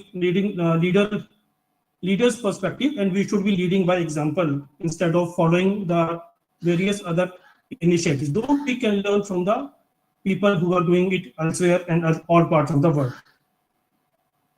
Actually, the time has come for innovative as well as collaborative innovations instead of individual innovations. And the competition is no longer a very good word. Now the right word is collaboration and working together. With this note, I now start the conversation, and we have with us very eminent panelists, Mr. Aseem Kumar Majumdar. He is the Principal Chief Engineer of Metro Railways, Kolkata. He will be making a presentation on the initiatives that they have taken. Then we have Mr. Kuntal Das Gupta, who is Chief Business Officer, Texmaco Rails and Engineering Company. He will be addressing the various initiatives that they have taken in the green freight and what the world is doing and how Texmaco is adapting to the best practices being adopted and what are the new initiatives being taken at their end. Then we have Mr. Tapan Kumar Sinha, Chief Electric Engineer, Electric Energy, Eastern Railway. He will be also speaking on the green initiatives that have been taken in the Eastern Railway. And then we have Mr. Sudeep Haldar, Chief Technical Officer of Jupiter Wagons Limited, one of the leading rolling stock manufacturers in the country, and who have been doing pioneering work in development of new wagons and new materials, and besides diversification into other areas and things. So I would be starting the discussion from Mr. Kuntal Das Gupta, Chief Business Officer, Texmaco. Sir, for you, I would like to understand how green is the Indian Railway. We take that Indian Railway is taking up so much initiative for the green mobility, and we are talking a lot about electrification, as we mentioned in the previous conversation also. The extent of energy being used by Indian Railways is still based on fossil fuels and coal. So how do we want to change it, and how do we want to make the things more greener towards making the railways more green in the coming future? Thank you for your question, and it's very relevant. A few things before I come to this particular point. In the last panel, there was a very good point raised at the last is we are shifting the goalpost. Railway, no doubt, has gone ahead to do the electrification, but rightly so. What's the source? Majority of them is still the coal-based energy. So if I have to look at the share, just to give some statistics, still the 50% of the generation capacity is the coal-based, and the rest, biggest is the solar, then comes the nuclear, then the wind and all those things. So still, when we are looking at green initiative, it has to be from the source till the, it's something like a cradle to grave strategy. So there is a portion that is being worked out on the source area, but let me come to the railway side of it. Typically, if I'm looking at movement of goods, railway would contribute %. By road is around 60 to 65%. So there is an immense potential from the green initiative perspective to shift from road to rail.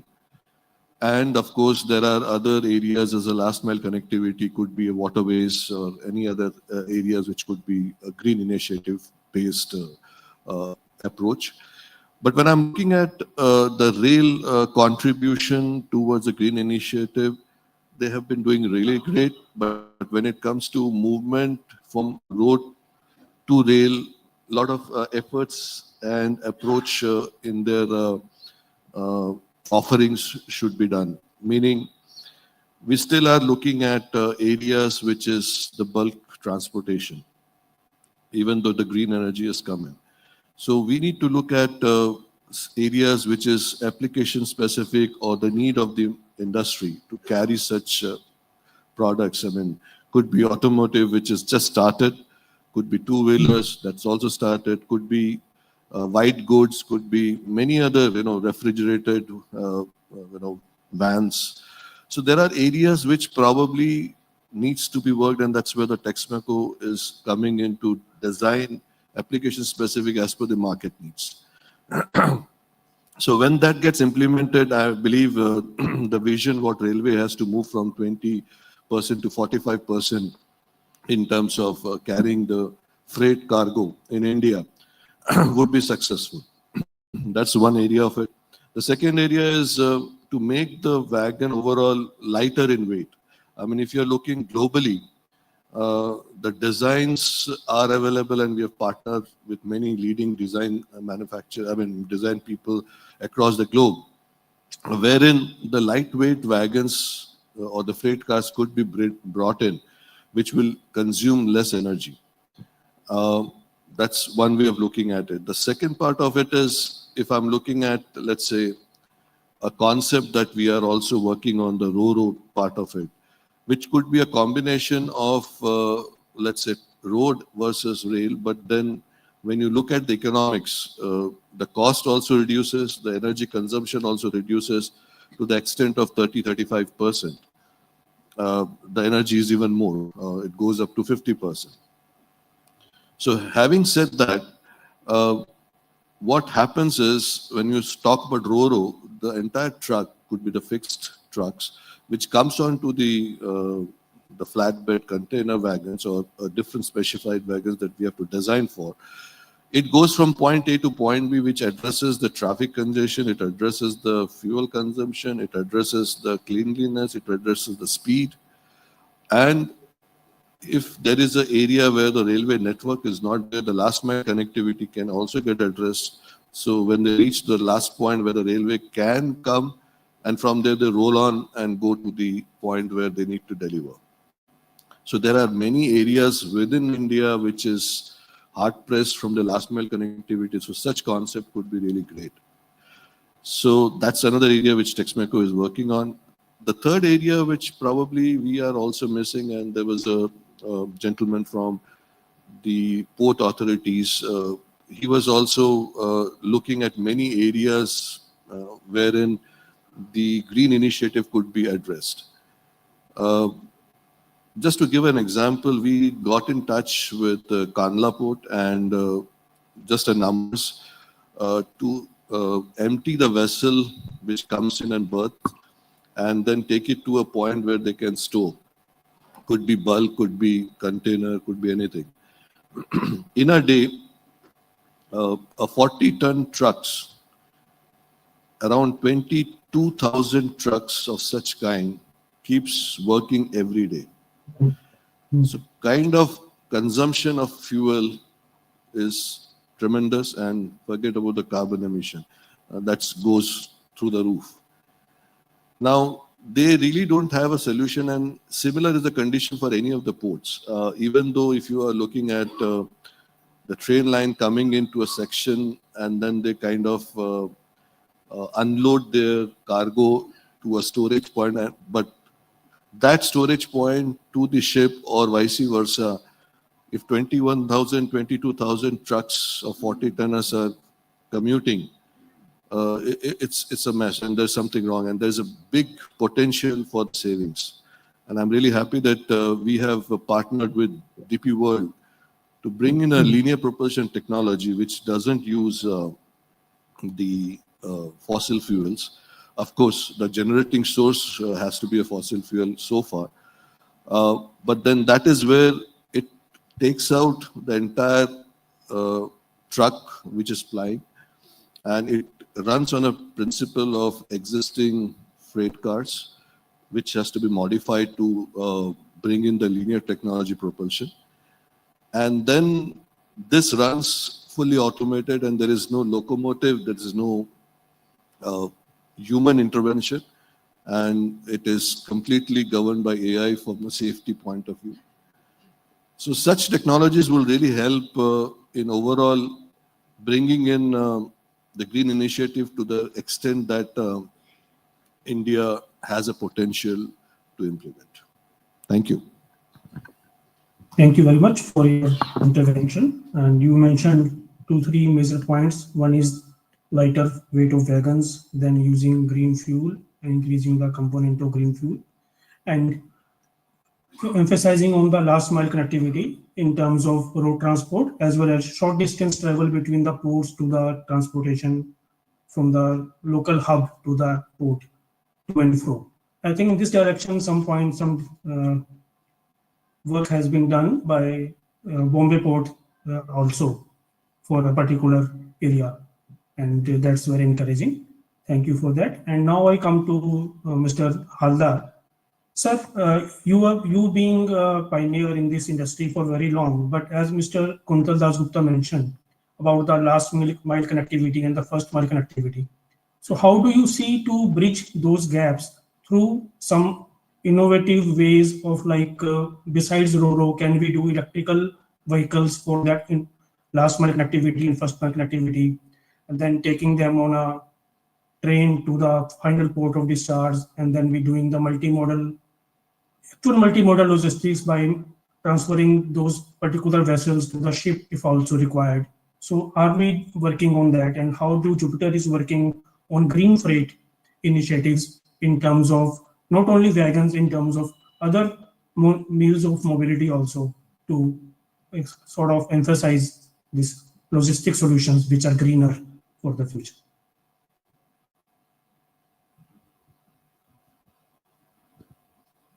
Thank you, Pankaj. The question is definitely relevant. Let me first tell you what the last session, Mr. Sanjeev Garg has correctly mentioned, that we have shifted the energy load just from the railway side to the energy generators, whether it is thermal energy or any other form of energy. So we have not actually done anything. We have just started using the energy, electrical energy, and started considering ourselves green. So we have to clarify and clear out the concept behind how we need to generate energy for our mobility and how green it could be. So how the energy is to be conceived. One is energy is required to move certain amount of goods. Every one of us, we know. But how much energy is the right energy or the lowest possible energy? Who can really work and calculate on that? I believe that as industries, we are very less aligned with the academic fraternities, where necessary research has to really take place in order to ensure that what is the barest amount of energy required for movement of 1 ton kilometer. We have so far no researched and established data as regards. So cutting down the energy into the barest minimum is definitely a matter of industry, academia, conjunction, and conjunctive effort. So we have to put a point first, drive home, understand, and raise the topic categorically. What sort of machines will it be? Even if it is in case of hydrogen mobility, hydrogen locomotives, finally, it either uses a chemical process or it is virtually a reaction that happens, and then we generate the heat, and the heat is converted into electricity. Once again, the electricity is stored, and the energy storage system comes back to same lithium-ion-based battery units. I really don't have any clue that whether any of the engineering institutes have ever run a course to really develop hydrogen as a fuel for heavy energy generation. Globally, there are certain trials. I also get the figures that some 70, 77 locomotives are there globally. People are trying to use it, and there is a great air about it. So if we really want the awareness to take place and happen, we must invite our academia and work very closely with them, understanding that how good we convert the chemical energy from hydrogen into usable electrical energy, and how good we store them, how good we use them. Even I have heard in our last session that and the braking power, that is one of the areas where regenerative braking is required.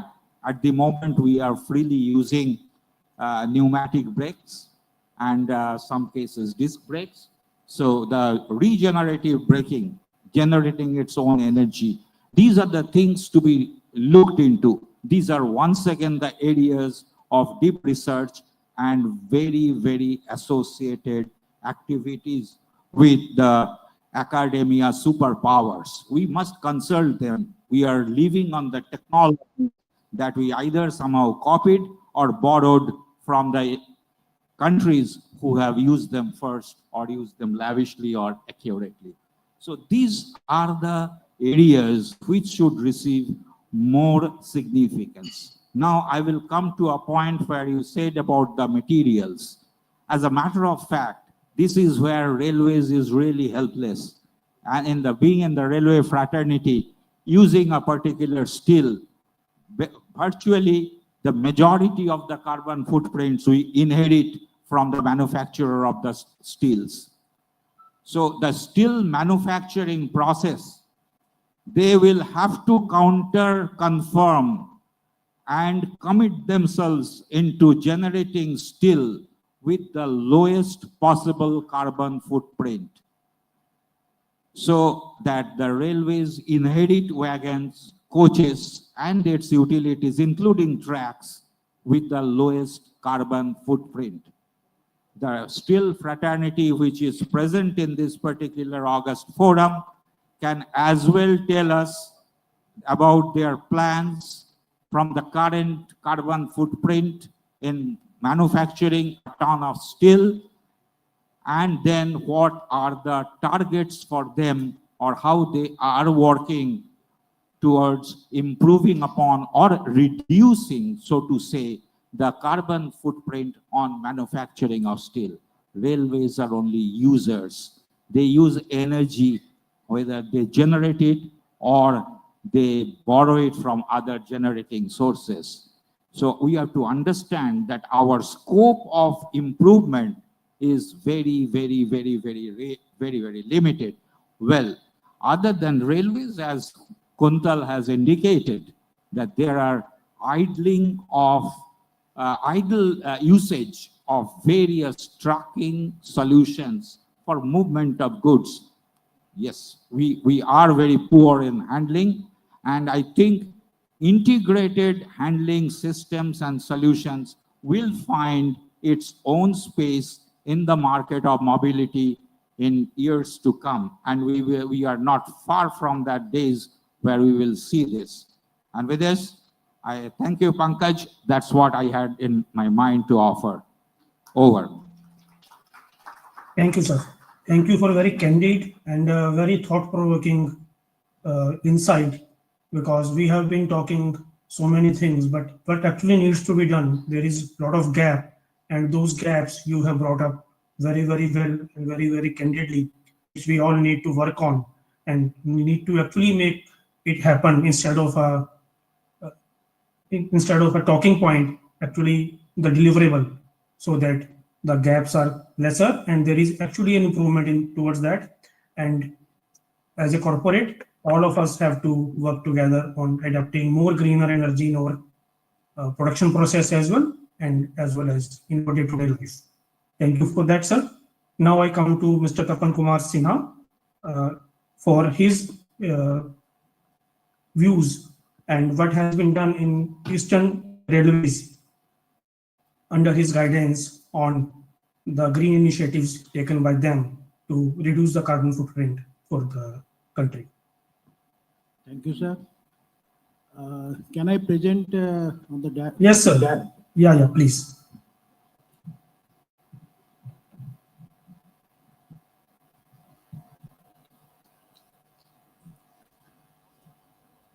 The August gathering.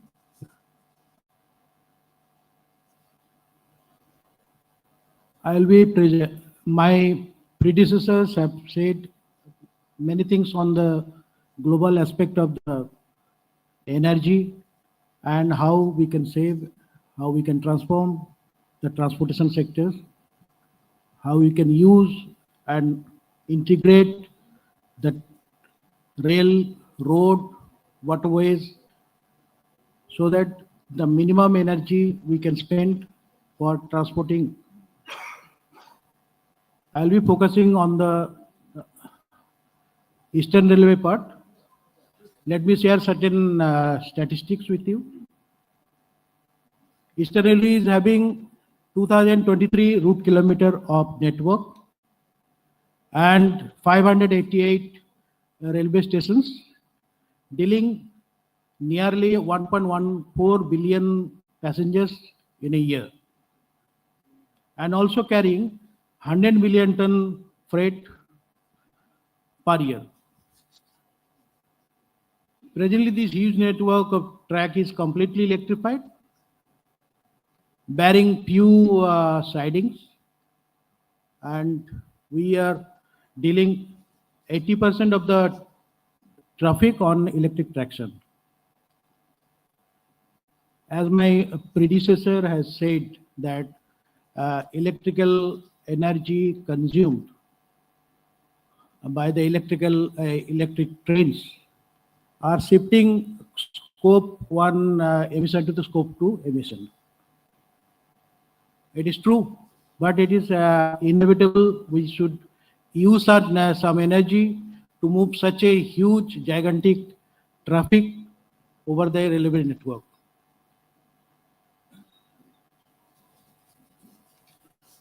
Eastern Railway presently consuming 1286 million unit up to October 2025, contributed by both traction, that means the running the train, and non-traction, that means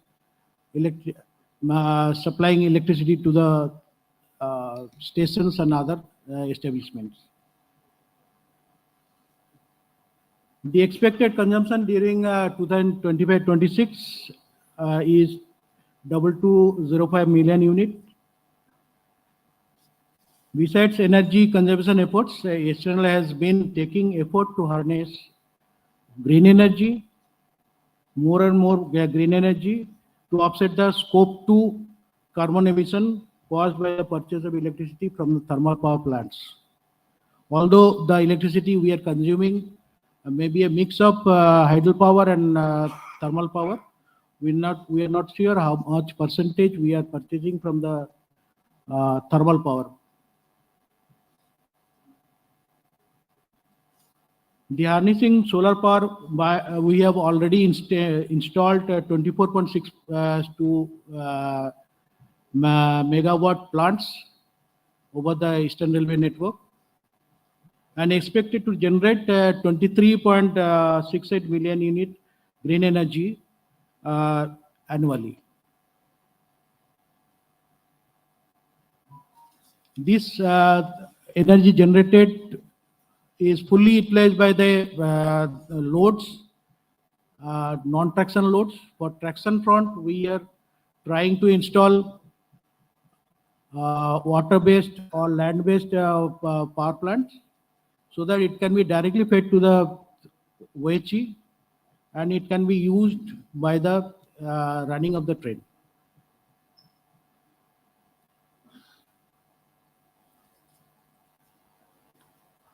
Further, we have planned for 10 megawatt solar plants in PPP mode, where the companies will come, install the plants, generate solar energy, and sell us in at a lower price.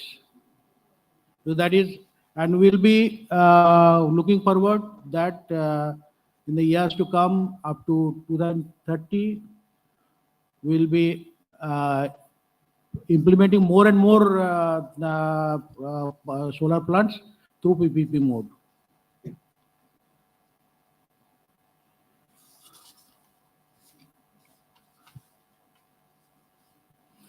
Eastern Railway has a fleet of 478 electric locomotives.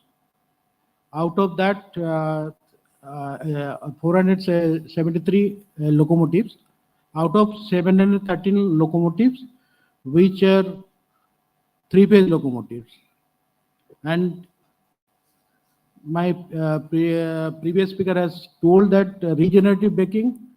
So these 478 three-phase locomotives are generating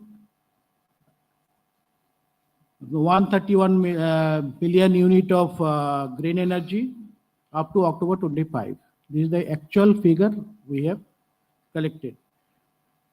Similarly, there are EMU rakes. There are 231 rakes. Out of that, 89 rakes are having three-phase technology and also generating 59.83 million units of regenerated energy.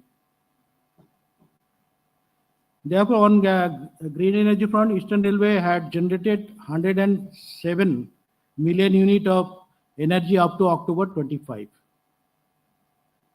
comprising of both solar and regenerative braking. This amounts to 10% of the total energy we are being purchased from the different electricity utilities. We have also adopted many other measures by which we can save the energy, like LED, like BLDC fans, star-rated appliances and all. Thank you. Thank you, Mr. Sinha, for your insight. So you majorly focused on practices which are helping in reducing the energy consumption, like regenerative braking, and as well as your plans of working with the private partners for establishing solar plants to further use the green energy for your tractions. Thank you so much, sir. Now I come to Mr. Ashwin Kumar Majumdar, Principal Chief Electrical Engineer, Metro Railways, Kolkata, to make his presentation, sir.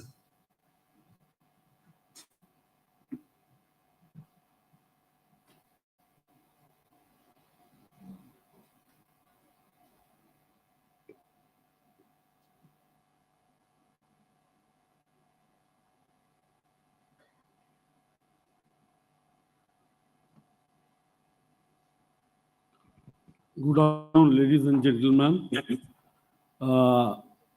Mr. Haldar said that Indian Railways are helpless. I will give the presentation to show that we are not helpless. We have a plan at national level, and through my presentation, I will also show what Indian Railways as a under Ministry of Railways has done for not for the only for the nations, for the humanity, and what Metro Railway has done for that. But before claiming Metro Railway's contribution, I will tell you the comparison that when Ram went to Lanka to fight the war with Ravan, then on the sea, lot of stones were thrown, the bridges were built, and sands were filled. Then a group of squirrels came there. Their tails, they were moving the sands. Those were boulders. And that work was not required for Ram, but Ram picked up the squirrel and he gave touch his hand on the squirrel, and you will find the 3 lines on the squirrel. The role of the Metro Railway in Indian Railways contribution is just like a squirrel that I will show. You see the key statistics of Indian Railways. In 2019, we have energy consumed is 21 billion units. And in 2030, we will consume 72 billion units. In 2019, we have consumed diesel of 2.4 billion liters. And in 2030, we will consume only 0.2 billion liters. And carbon emission by Indian Railways is 23.2 million tons per year. And in 2030, 70 million tons will be generated by Indian Railways, and there is a plan and there is a target which has been declared by Honorable Prime Minister in his speech in 15 August that all 60 million tons by himself. And you see the effects on the blue color are the traction electricity, and the brown color is the non-traction electricity, and the arrow line, the line is of the consumption of diesel. You will find that in 2021, this is a figure. It is not on the paper. You can think what is the effect of using LED lights, 100% LED lights throughout India. What is the importance of a BLDC fan throughout Indian Railways? You can see the impact has been already seen. It has reduced drastically in 2021, not only in traction, also non-traction, in spite of the number of trains increase. Then there are three scopes has been already defined by Indian Railways, net zero achieving net zero, direct CAG emissions. Scope 2 is electricity indirectly emissions and other indirect emissions. And you will find the India's commitment as a nation to the world is in 2030, the commitment has been given that we will achieve by this thing on 2030. And what was the national progress in 2020 has been mentioned. Item number one, emission intensity of GDP. But GDP, if there is a growth of GDP, then there has to be a more carbon emissions. But GDP emission intensity per GDP has to be reduced by 33% to 35%, but we have already achieved 28%. To increase the share of non-fossil based energy resources to 40% of installed electric power capacity, we have already achieved 38.5%. And to create an additional cumulative carbon sink for 2.5 to 3 gigaton carbon dioxide emissions, we have achieved, that figure has not still under calculations, but 1,42,684 hectares already has been forested, has been done. And net zero carbon emissions for railways, there are four pillars: shift from diesel to electric, reduce energy consumption, adoption of carbon neutral low carbon resources, and carbon capture or sequencing emissions. And the shift from diesel electric. You can see the green color is the total broad gauge route kilometer and total electrified route kilometer figure. And you can see by 2024, we have already achieved 98% electrifications. That is not, and 45% electrification happened in 5 years. That is a great achievement by Indian Railways. And if you see the graph is showing electrical gross ton kilometer percentage. That is a blue line on the top line, and the bottom line is the diesel percentage used for the carrying the load of the goods train. You will see it is the percentage is reducing. 2020-30, we will achieve 97% by the electric transport goods train and 3% only by the diesel one. And you see the regeneration. It has been told that we are vacuum brake, disc brake. Our majority of the fleet are provided with energy, regenerative energy, and in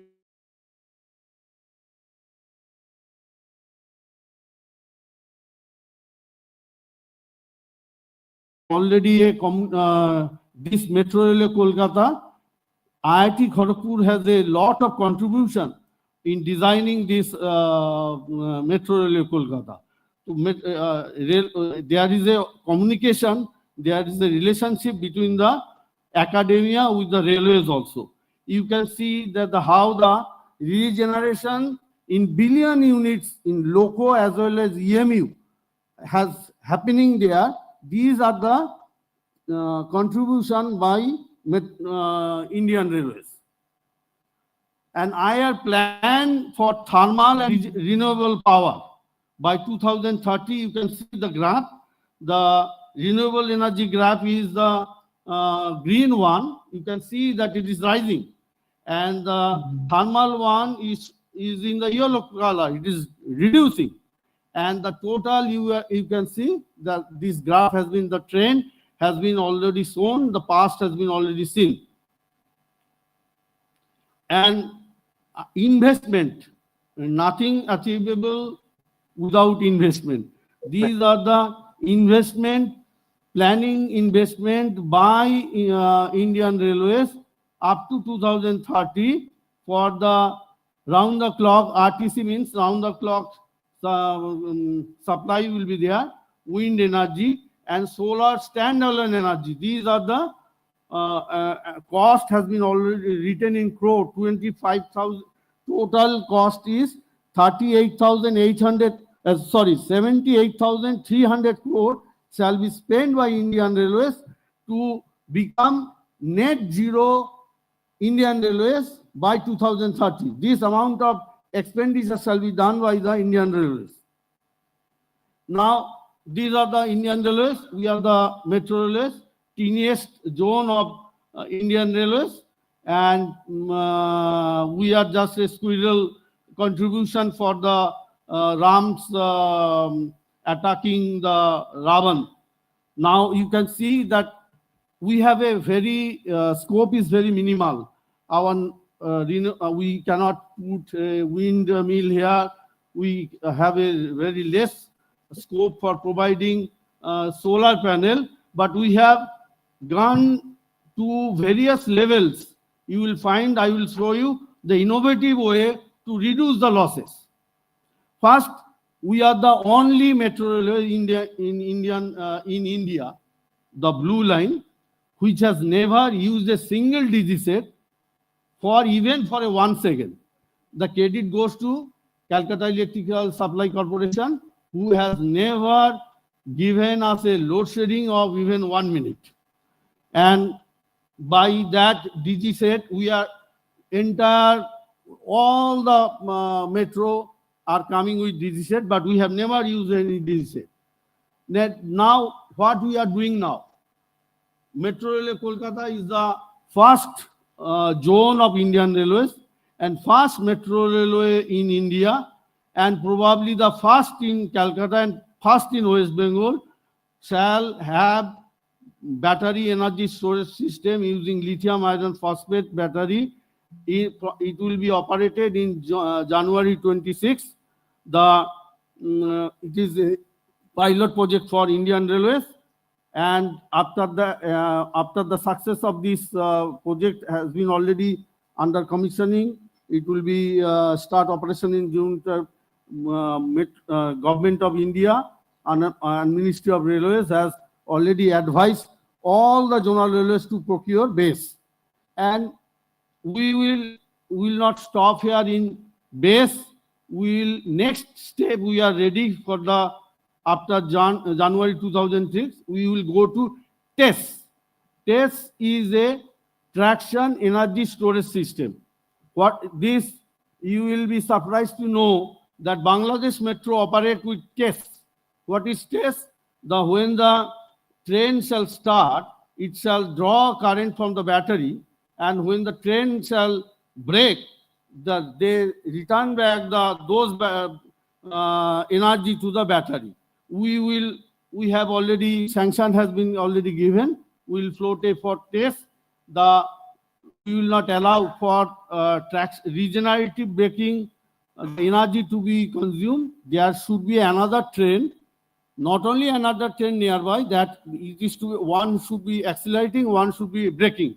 That condition it can work, but with the application of TESS, that is not required.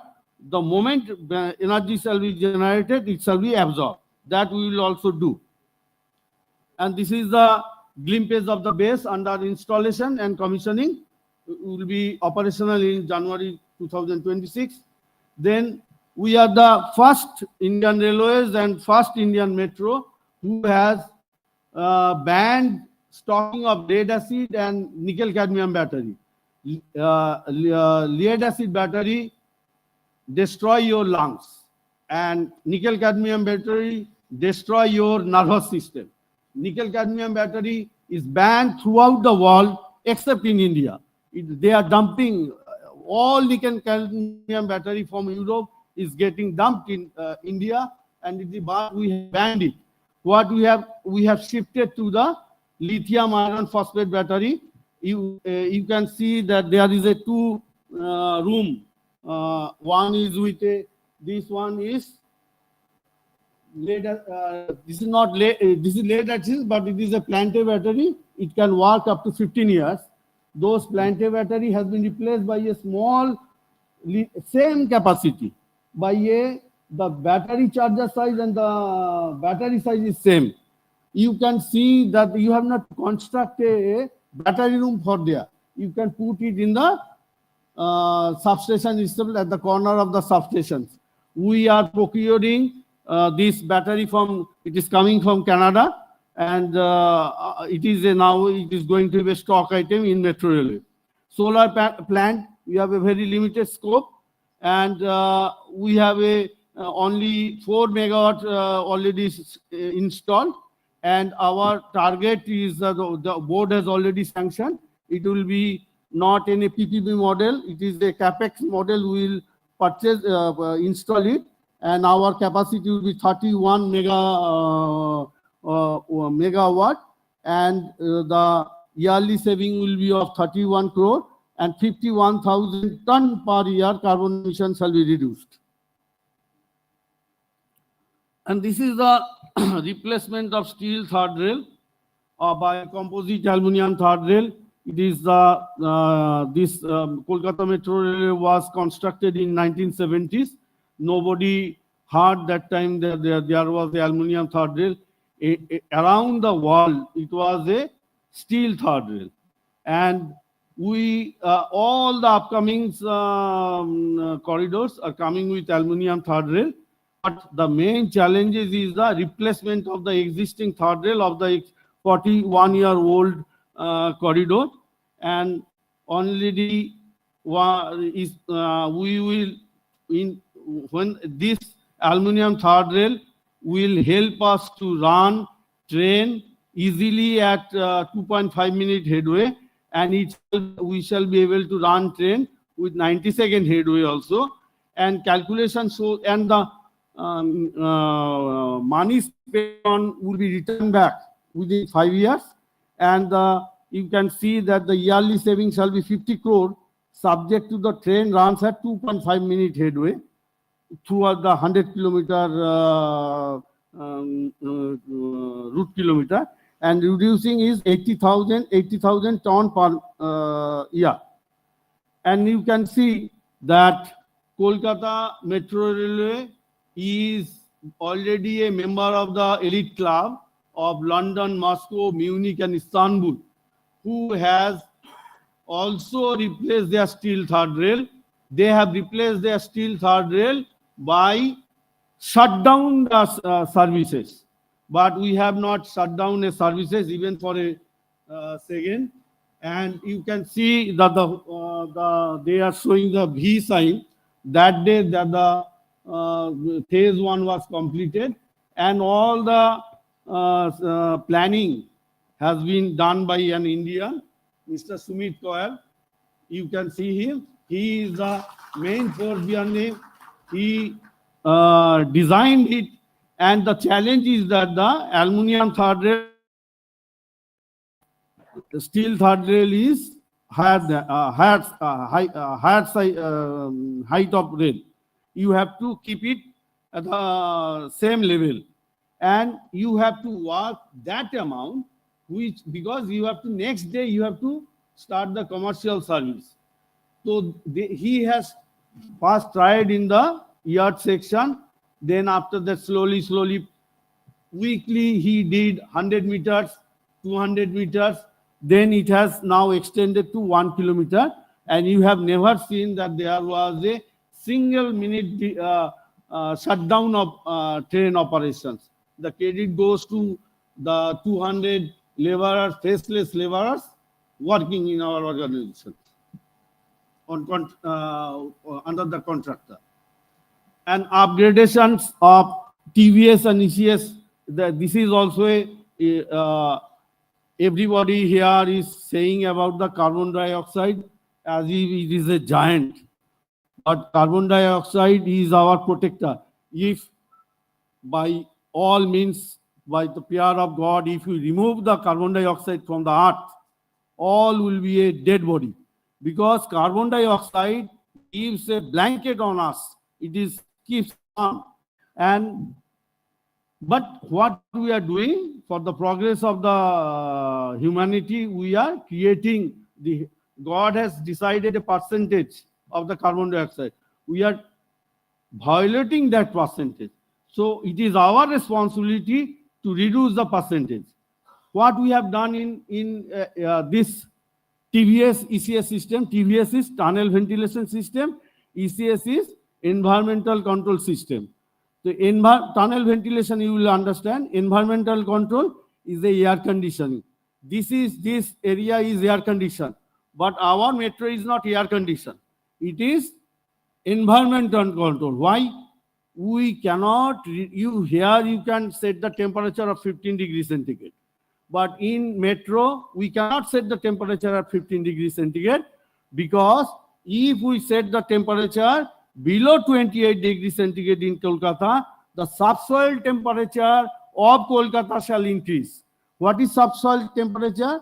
Subsoil temperature is the temperature of the soil throughout the year. It varies season to season. Why it is important? The mango, how he knows that the summer has come.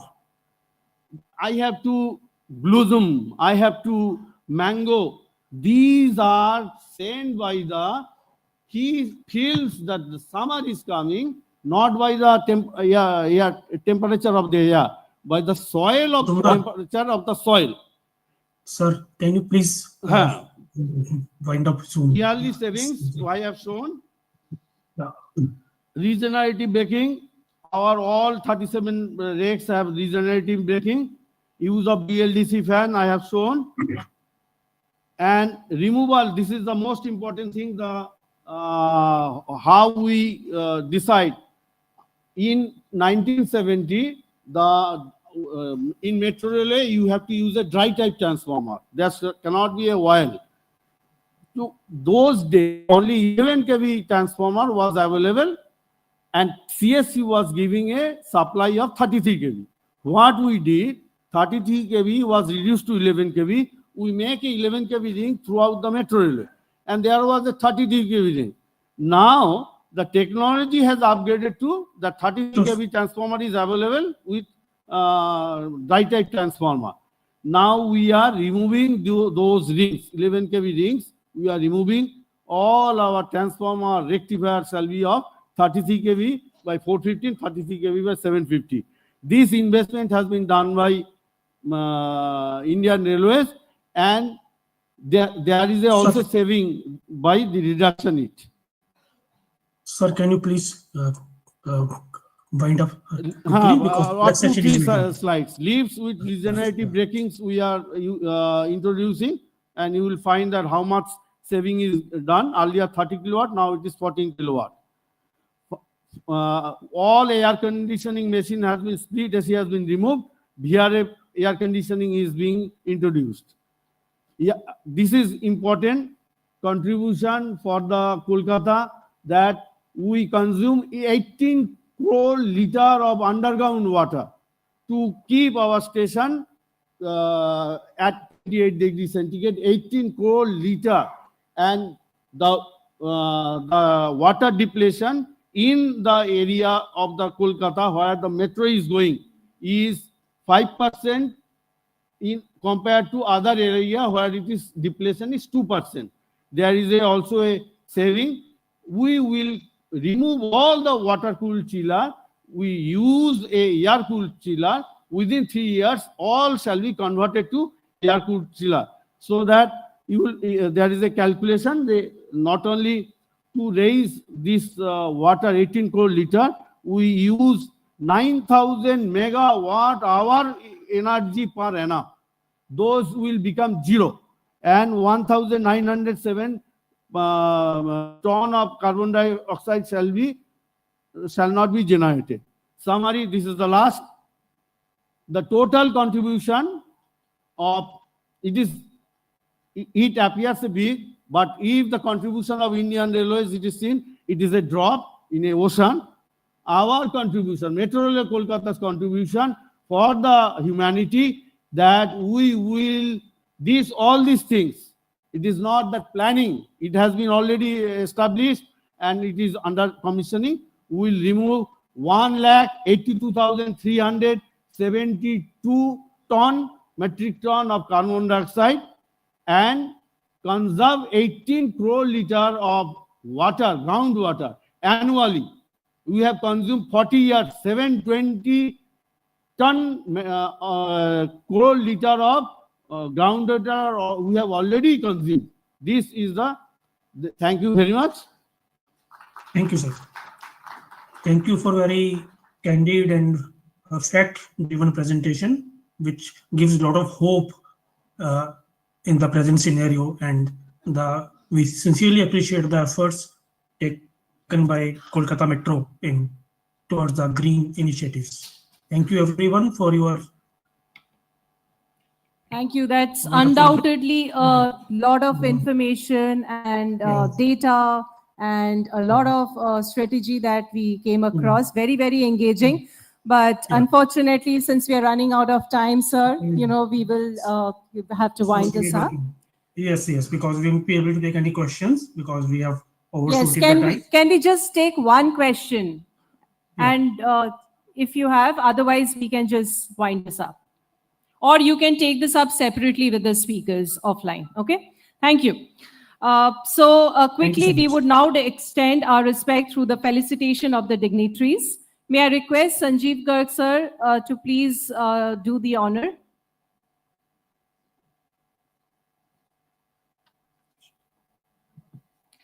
Mr. Kuntal Das Gupta. Thank you, sir, for your presence.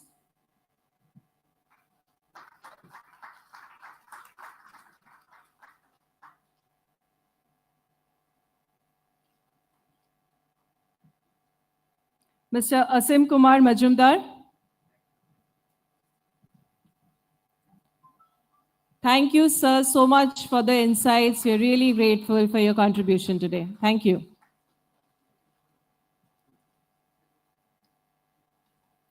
Mr. Tapan Kumar Sinha.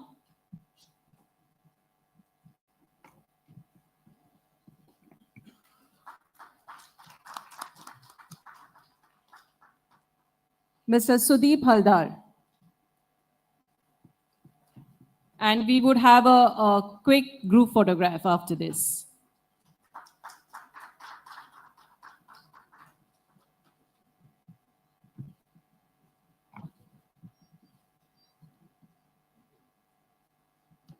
Yeah.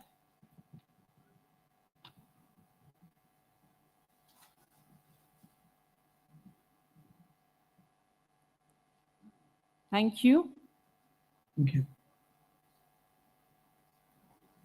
Wonderful. Thank you, all the speakers. Thank you so much. Thank you.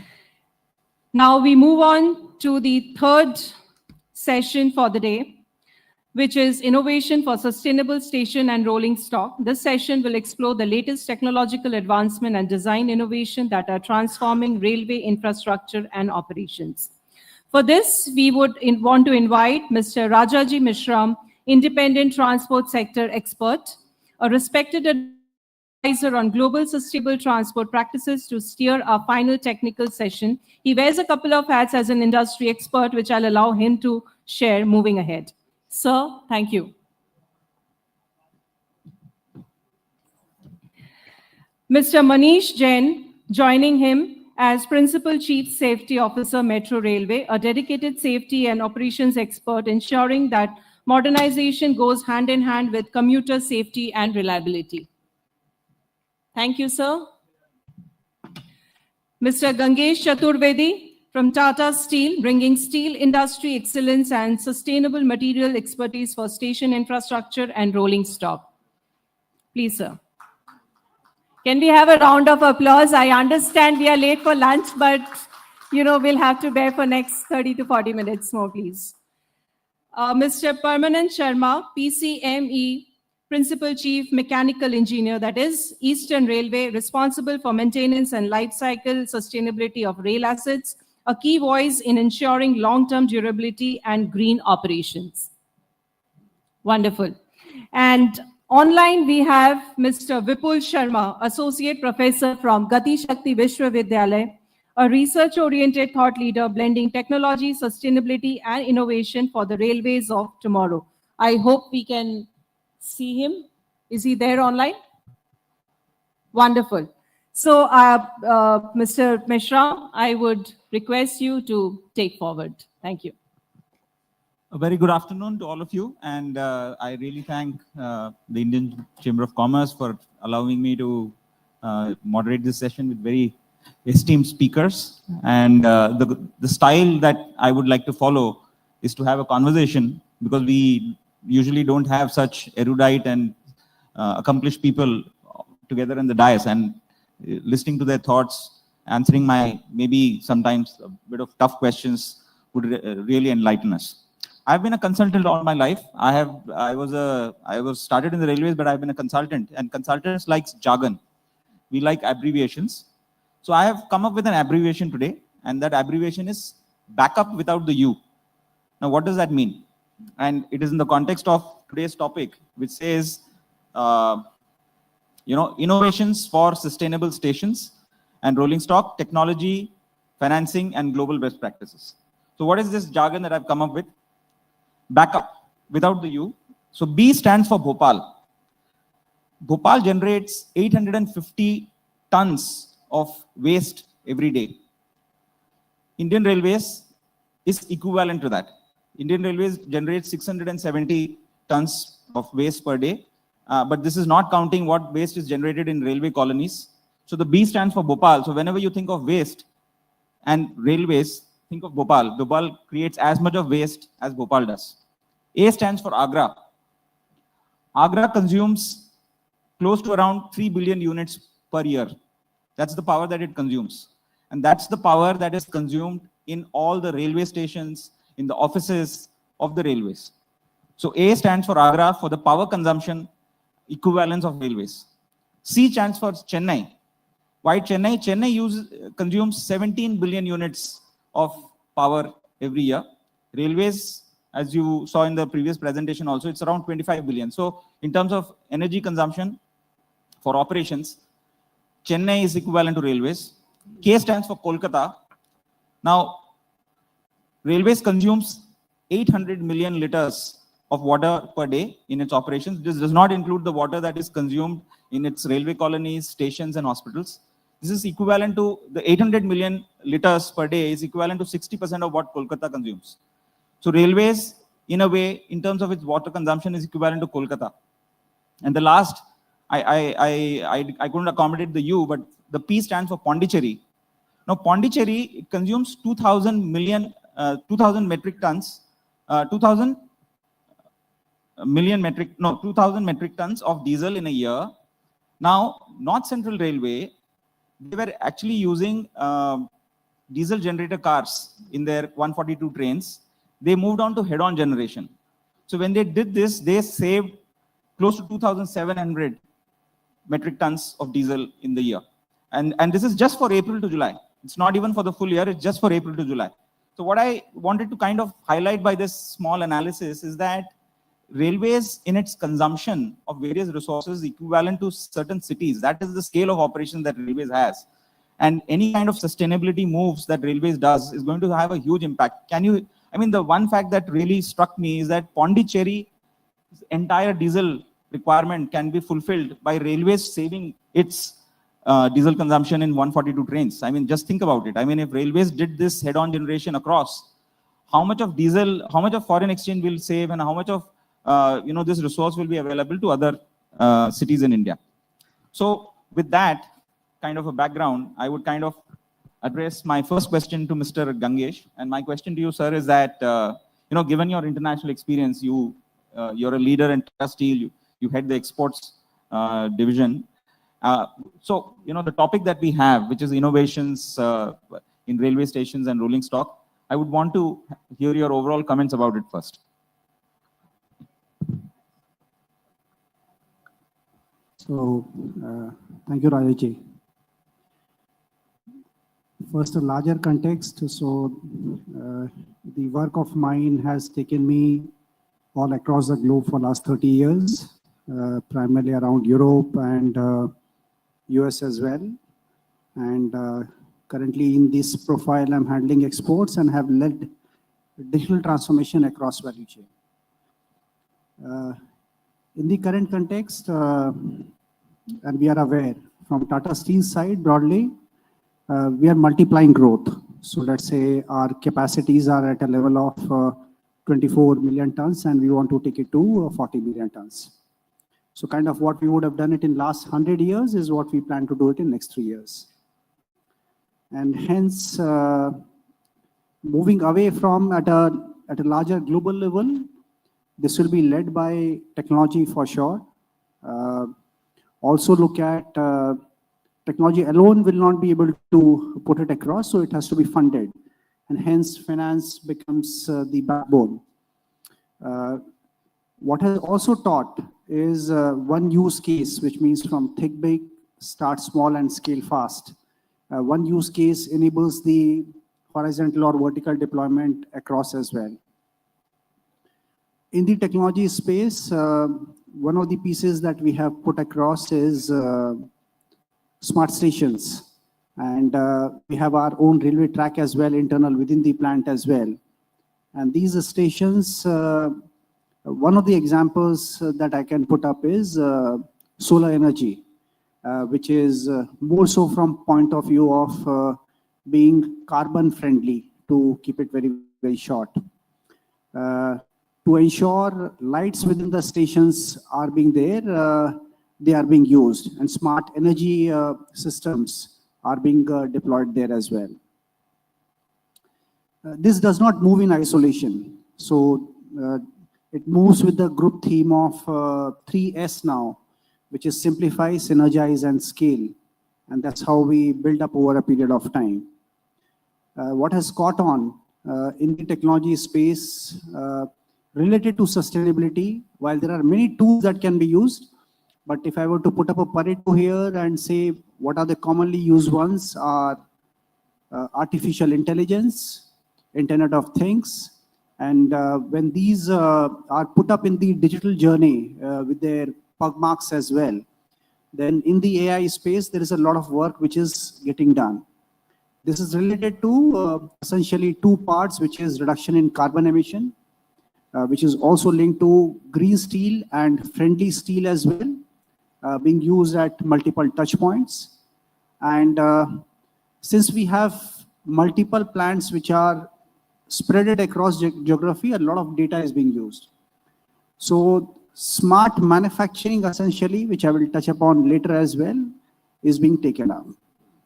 The other part is from financing point of view, we are aware the green bonds and public-private partnerships are the two major points coming up.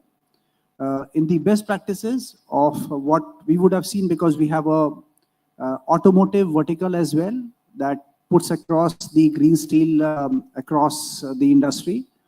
The green steel and much high tensile steel is being put up there for longevity and ensuring safety of the passengers. This is linked to sustainability as well.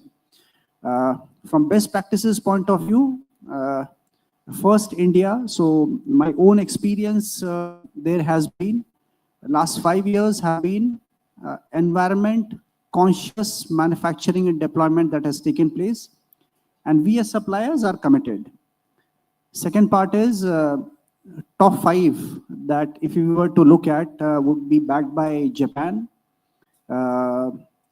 Italy as well, Germany, Singapore, and one more will put into these two brackets. And they have taught us in terms of how to move ahead in the sustainability direction. So that's the first point of view, Rajaji, from my side. Thank you for that comprehensive kind of overview. I would now move to Mr. Manish Jain. Is that, since you're from Kolkata Metro, I just wanted to know upfront, from to increase sustainability of operations, what is Kolkata Metro doing? Thank you, Rajaji. Good afternoon, ladies and gentlemen.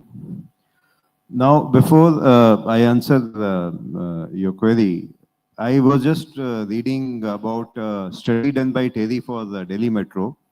So they said on an average, metro commuter, when he shifts from road to metro, for every passenger kilometer, the savings in carbons is 32 grams. Now, this may look a very small figure, but if we look at Kolkata metro operations alone, which is we have about 6.1 lakh passengers per day, with an average lead of about 12 kilometers, it comes to 200 metric tons of CO2 saving per day, Kolkata metro alone. And if we extend it to the metro systems all across the country, which has crossed 1,000 kilometers now, it would be somewhere like 3,000 tons of CO2 savings per day. I'm emphasizing the word per day. So metro itself is a very, very good initiative in terms of sustainability. Then within that, how do we increase the sustainability further? Mr. Majumdar has just in the previous session given a lot of inputs about solar powers, saving in water, aluminum third rail.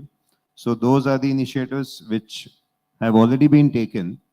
Other than that, what I, as a metro manager, we need to increase the metro network and we need to increase it intelligently. Intelligently how? That just by increasing kilometers, it does not, it does not attract more commuters. Like recently in the month of August, we had this connectivity between Howrah and Shalda, which has overnight jumped our ridership by 1 lakh per day. So we have to make the metro network in such a manner that we have connectivity all around. We already have connectivity at Esplanade between the two lines. One more connectivity is going to happen in Sector 5 IT Park very soon, which is the line, part of the line from New Gadia to airport. Then we have connectivity with the suburban systems at Majidhat, what Vipin told in the morning, then at Damdam Cant. Now, when we talk about metro, I think some of the speakers were talking about first and last mile connectivity. So recently, Metro Railway Kolkata has tied up with the app-based cab and motorcycle riders, where we give them designated spaces in and around our metro station. So idea is that if a person can have a door-to-door connectivity, he would use metro more and more, and that will increase the sustainability and that will reduce the emissions. And one more point I would like to highlight is that to the best of my knowledge, Kolkata Metro is the only metro which is giving student concessions. No other metro in the country, we have asked through our contacts and through various forums. We are the only ones who encourage students to travel in metro when they are going to the school or going back home. So idea is we have to shift people from road to metro, and that is going to increase the sustainability in the long run. And one more last point which I would like to make is that there's an initiative of the Ministry of Urban Affairs. There's a society called iMetro. We have recently become a member of it. All the metro systems and NCRTC, which is that Delhi Ghaziabad project, they are also members. So we collaborate on that forum through that society, and we are looking for best practices in terms of energy efficiency or sustainability, and we try and learn from each other so that everybody benefits, and the benefits are passed on to the citizens of the country as a whole. Thank you. I particularly like this point about student concessions, because I have personally seen even a maid who works in our house in Delhi, when the public transport is made free and women can travel in a safe mode, it actually enhances the employment percentage in women. So I really appreciate the point that you made on student concessions. So that brings me to Mr. Parmanand Sharma. So sir, we, of course, the pride of India today is Vande Bharat, but our topic is sustainability. So my question to you is that, what are the sustainability aspects of the Vande Bharat trains? Really a surprising question. I think in technical session 1, you all heard Mr. Rana is speaking that railway is about 6 to 10% 10 times more efficient mode of transport in terms of per passenger or per ton of freight rate. So railway itself is the optimum mode for sustainability. And now this question of Vande Bharat being further enhancing the sustainability, I will like to dwell on some features of Vande Bharat, which will let you know. You see, sustainability basically will come from saving of time and saving of energy. Passengers want quicker transport. For quicker transport, if we go for a very high horsepower type of thing, high horsepower loco, shorter train for quick acceleration, etc. So the traditional trains don't fit the bill, because traditional train with single loco, no matter how much horsepower I put in the locomotive, the acceleration will be limited and will be taking longer time. And it is there where that the design development of this distributed power system comes into play. In Vande Bharat, we have 4 coach set unit, and each coach set has a, you can say, a locomotive, a motored coach with a horsepower of approximately 1/5 or a conventional locomotive. But then there are, in a 16 coach formation, there are 4 such motor coaches. So the acceleration is very fast. And most of the electrical engineers that are here who will be knowing that the loss in motors is I square R, that is the current being drawn that generates the heat. When acceleration is very fast and I reach my balancing speed of say 130 or 160 kmph very quickly. After that, it's only the back EMF comes into play prominently, and only the wind losses, the velocity, the resistance being offered by wind has to be taken care of.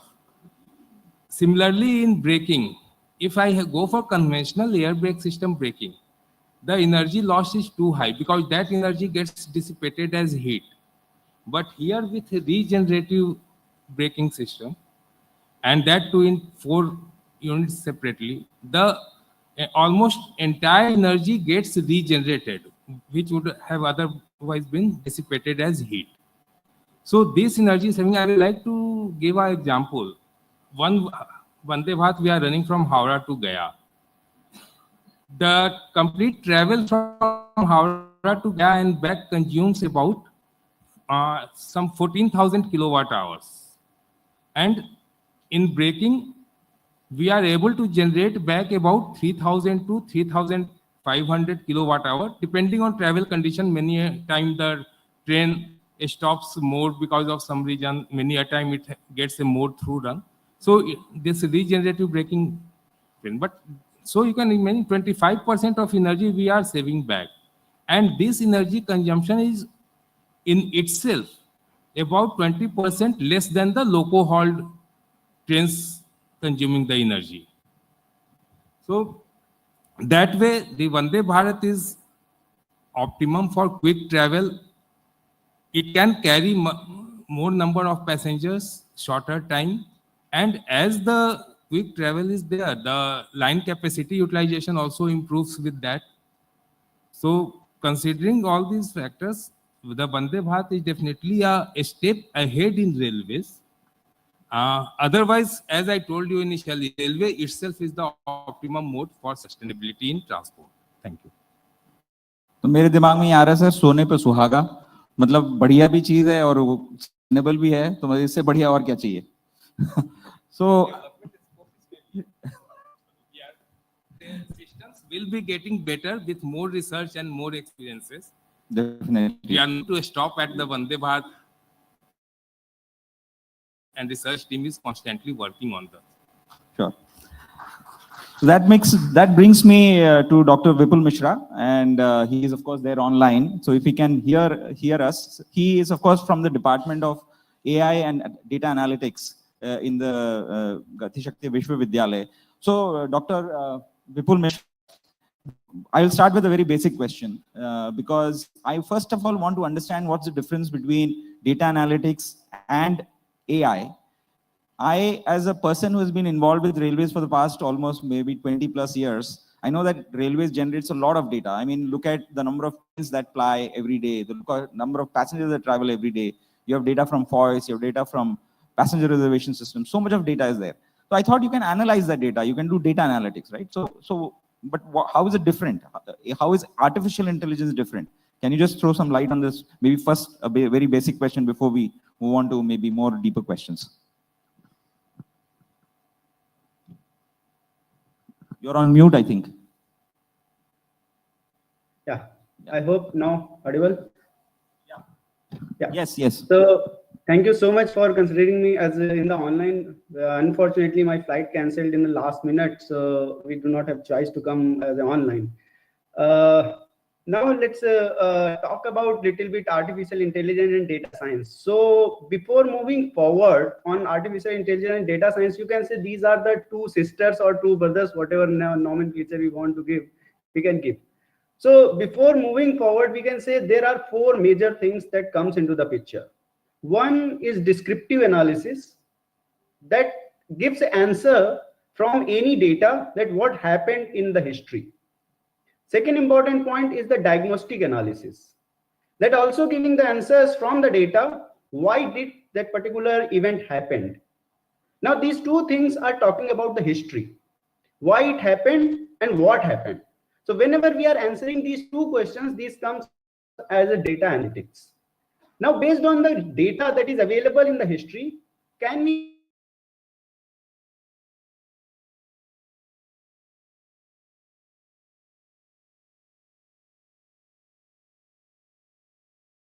the picture, ML algorithms comes into the picture that will tell what will happen in near future. Now, if we got the answer, what will happen near future? Now the next question comes, how will utilize this information? So then the important question comes, what we should do to tackle this problem or utilize this information that is coming from the predictive analysis, what will happen in the future? And then the fourth terminology comes prescriptive analysis. Now these four terminologies, so you can say some is talking about the future, some is talking about the past. So whenever we say we want to get the information from the past, it's a data analytics. When we say we want to get information of the future, it's AI and machine learning or deep learning. This terminology comes into the picture. Now this is just a layman. Let me give an example where this how we can utilize this data and do this analysis. We already have lots of data from the passenger reservation system, that PRS systems. Or we have lots of data from the freight or FOIS data, right? So let's take example of this PRS system. With this PRS system, we can do the forecasting of the passenger reservation. Now, once we say forecasting of the passenger reservation, that will become the predictive analysis. But prior to that, we want to information what is the seasonality in the system. What are the stations where we have maximum number of reservations? What are the routes which are most popular in the Indian Railway or in any other system? Once we want to answer these questions, what happened in the previous, that's become the data analysis. Now, based on this data analysis, we are doing the forecasting. What will be the demand in future? Once we get the demand, a particular route or particular season, that will become the predictive analysis. Now the question comes, how we will utilize this information in the Indian railway system? Now we want to introduce new trains. Then this information will be very important, which routes are very popular. And that comes from the data. It's not like a rough decision. It comes from the data. These routes have the maximum passengers traveling and current trains are not enough to tackle that. Similarly, we can plan special trains. Every time we have Diwali trains, special trains in the Holi, special trains in the vacations. Now, giving this information from the data, that will have a better outcome, better utilization of those trains. So this is the prescriptive analysis comes into the picture, which route I have to run the new trains or which route I have to run the special trains. Now again, once we say new trains, the important point, we have multiple routes. So which route you have to follow, that will come into the prescriptive analysis. This is one example that maybe you can utilize the PRS system straightforward. Then if we look into the locomotive itself, you can see locomotive have lots of sensors inside the locomotive. We are using these sensors to whenever some fault happens. But why not we are using these same sensors to do the predictive maintenance? Why not we can utilize these same sensor information to make the digital twin of the system? Sir is talking about the Vande Bharat train, and Vande Bharat train have plenty of sensors installed in the entire Vande Bharat. Why not we can make a digital twin of Vande Bharat and doing lots of research on that? Like if I will tweak this parameter, how it will enhance my capability in the maybe the torque generation, how we can reduce this particular parameter so that it will reduce the carbon footprint or the requirement of electrical supply. So these all things comes into the picture whenever we will utilize this data efficiently and make the digital twin or doing the predictive maintenance. So in that way, I want to describe like how we can utilize this information either coming from the fuels or coming from the you can say the locomotives or the entire train itself. So I hope I am able to. Sorry, thank you. Yeah, I think you answered it well. आपकी बात सुन के मेरे दिमाग में आया कि data analytics doctor की तरह है जो ये देखता है कि आपके साथ क्या मतलब क्या है और वो बताता है, और जो आर्टिफिशियल इंटेलिजेंस एस्ट्रोलॉजर की तरह है वो भविष्य बताएगा. At least in layman terms that's what I understood. So thanks for that comprehensive. Just to add on something that he said. So I think artificial intelligence from customer point of view, and I'm just deviating slightly, let's say brand Apple, I had the opportunity of meeting when they launched in India, Mr. Tim Cook. And he said, we deliver before customer thinks. Now that's amazing, which means you're going beyond predictive analytics. And let's say if you're thinking your needs after half an hour, he will deliver you before half an hour. So it's beyond Maslow's hierarchy of need of self-actualization as well. Within artificial intelligence, a lot of work which has happened around scheduling and sequencing as well. We don't realize. So how can a train come on time? How can a train reach on time? As an engineer, how do you plan your different trains which are there? In logistics as well, let's say, how do you prioritize, which has recently come out in commercial versus passengers as well. And these are little small applications which are a part of our life. And this is linked to metadata where artificial intelligence has taken on in a much larger way. In what would have taken, let's say, 5 years, for example, it does it in less than 1 minute in terms of the algorithms are defined right. And accuracy is question, which is okay, but at least it has in business decision making as well. True. And I think my daughter, what should actually take 5 hours, does an assignment in 5 minutes using ChatGPT. So that's also one consequence. So I'll come back to you. I mean, the question that I have to you is that steel, of course, goes into the manufacture of all these coaches and wagons. You being a leader in Tata Steel production itself, what is Tata Steel doing to make its operations sustainable? So there are 3 parts to this. I think a prelude to this is globally the business is growing, which means the capacity of steel has to grow. Second, the elephant is born. So your costs will run very high. There is no other way but not to grow.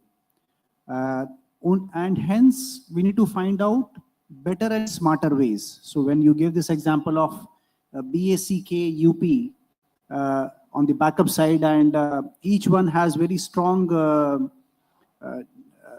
larger definitions out of it. For us, linked to the customer, because we have always believed in Tata Business Excellency model. And there the larger perspective has been around smart manufacturing. And smart manufacturing has been from the firm belief that if we keep on doing what we are doing today, we will keep on getting what we are getting today. And hence, if we want to deliver in next 3 years of what we would have delivered in last 100 years, best way is to upgrade yourself smartly as well. An example that I can take is electric arc furnace, which is being put up in India as well into our global operations. It will have its own sense of realizations coming up in short, but there is a directional movement. Second part is there is a circularity, there is a circular economy angle to it as well, which means we see recycling piece of our waste as well. There is a separate scrap management and larger projects which are built around this. Third part is each of this, let's say if I were to put up, there are dedicated large scaled projects which are built around for improvement to take place.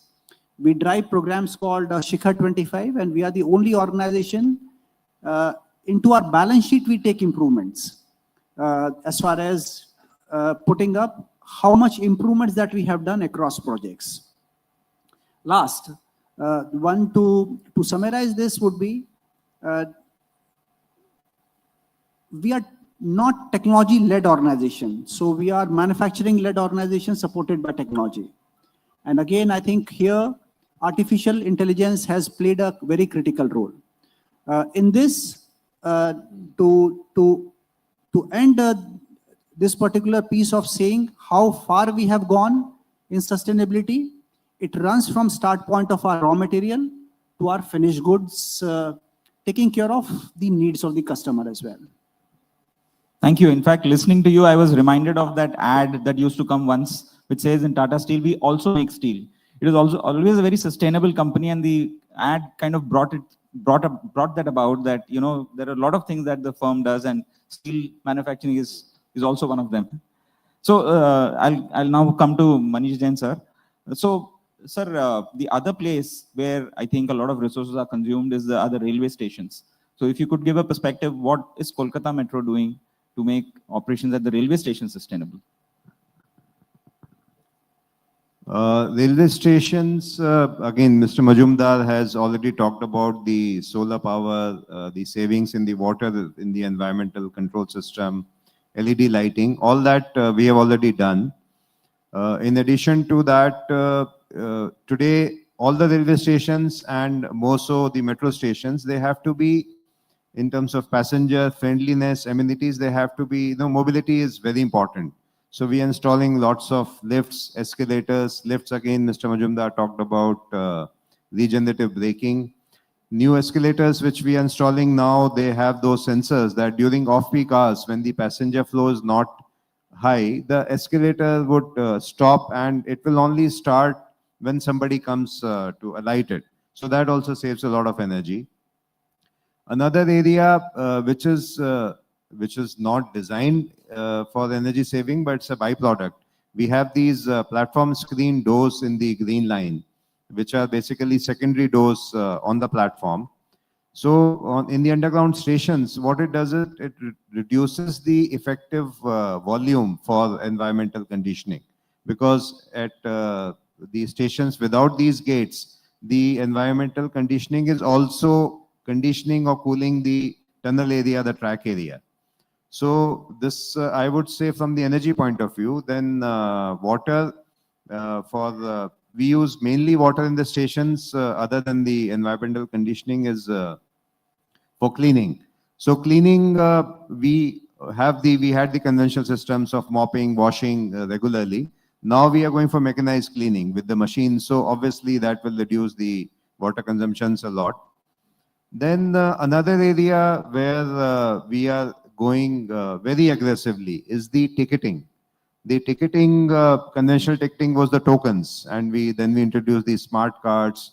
Now we are discouraging tokens because those are all plastic, and we have a lot of laws in terms of revenue, and plastic is, of course, a very, very polluting material. We have moved on to the QR code ticketing. So we already have mobile QR codes as well as paper QR code. Our next target is to eliminate paper QR codes also.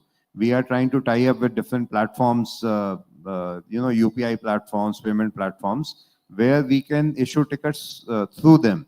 So that, because everybody has a mobile today and everybody has some UPI app or the other. So if we can proliferate this, then he need not buy a ticket at the station. It will save time for him, and he can use the digital ticket rather than using a paper or the token. Or regular computers, of course, can use smart cards. So I would say these are the things where we have to move forward. We already planned for it. But of course, it takes time in terms of commuter habits also. Like when I was talking about the sudden increase in the green line, the Howrah Esplanade. So for 1 week, all of us were at different stations. And I used to talk to the passengers, कि आप line में क्यों खड़े हैं? Why don't you use your mobile app? So he used to say, अच्छा सा mobile app भी है. So education, changing habits, I think that is what, if we aggressively work upon, it will definitely increase the sustainability further. Thank you. Thanks for that answer, sir. Actually, I didn't realize that because when I was thinking of the topic, I was only thinking of power consumption, water consumption, how to reduce that. But the point that you brought out, that efficiency in passenger experience also makes a lot of operations sustainable. I mean, bringing in digital mobile-based solutions will save time, which also makes the entire thing sustainable. So now I'll come to Mr. Parmanand Sharma. Sir, Dr. Vipul Mishra did mention about IoT, etc. But I'm curious about this. I mean, I started off as a mechanical engineer, and I know that, I've worked in the pit lines where the maintenance is done, and mostly it's scheduled maintenance. But now we have, at that time, when I was an officer, that was way back in, I think, 19 or 2000. तो उस समय तो artificial intelligence नहीं था, अभी तो है. So, what are the kind of steps that are being taken? Maybe they are not come to fruition, but what kind of things are being done to get into, let us say, a predictive maintenance kind of a regime? Because you need data for that. So what are the things that are being done? If you can throw some light on that. Actually, you see, as you talked that you were in 2000 as IRSME in pit line. Obviously, there were no electrical, no data sensors, nothing in at that time. And you must be remembering that at that time we were sending coaches for POH after every year.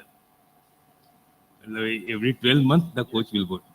So taking up from there, I will like to bifurcate my answer in two parts.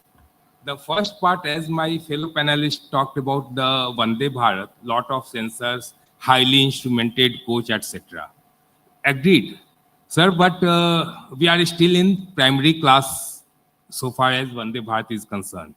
You all know that Vande Bharat trains started proliferating after 2022, even though first rake got made in 2018. And Eastern Railway, when the rakes got made at that time, based on our older experiences, the time-based schedules were prescribed.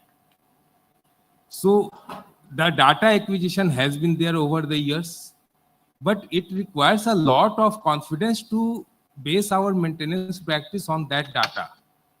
And that is why we are going to take some time for actually putting that data. Like one, I will say, my Eastern Railway first rake of Vande Bharat, that has still not undergone any POH. The first POH we will be doing in January, February, periodic overhauling that we say. So once we go through different stages of maintenance, time-based maintenance, when we open up things and see the conditions and the data acquired over the years, then these analysis of data acquired over the years and the condition physically seen will give us the confidence to switch over. However, now going back to the what Mr. Rajaji time was there and now what railway has done, it's not that we have sat down. The things have been done. Lot of technological changes, like switching over from ICF to LHB with a better design. The periodic maintenance periodicity switched over from 1 year to 3 years. In locomotives, the periodic maintenance from 6 years has gone up to 18 years for the new 3-phase locomotives. So that type of things, as the data and the experiences have been gained over the railways, the steps are being taken. And I am sure what data analytics and artificial intelligence has, you are also aware that these things have come up in last 4-5 years only. So we are gaining experiences with that, and definitely it will be put to use. There are certain things like I will like to tell you more. In our freight operation, earlier the wagons that will be get examined in yard will go up to their destination and then will again require examination.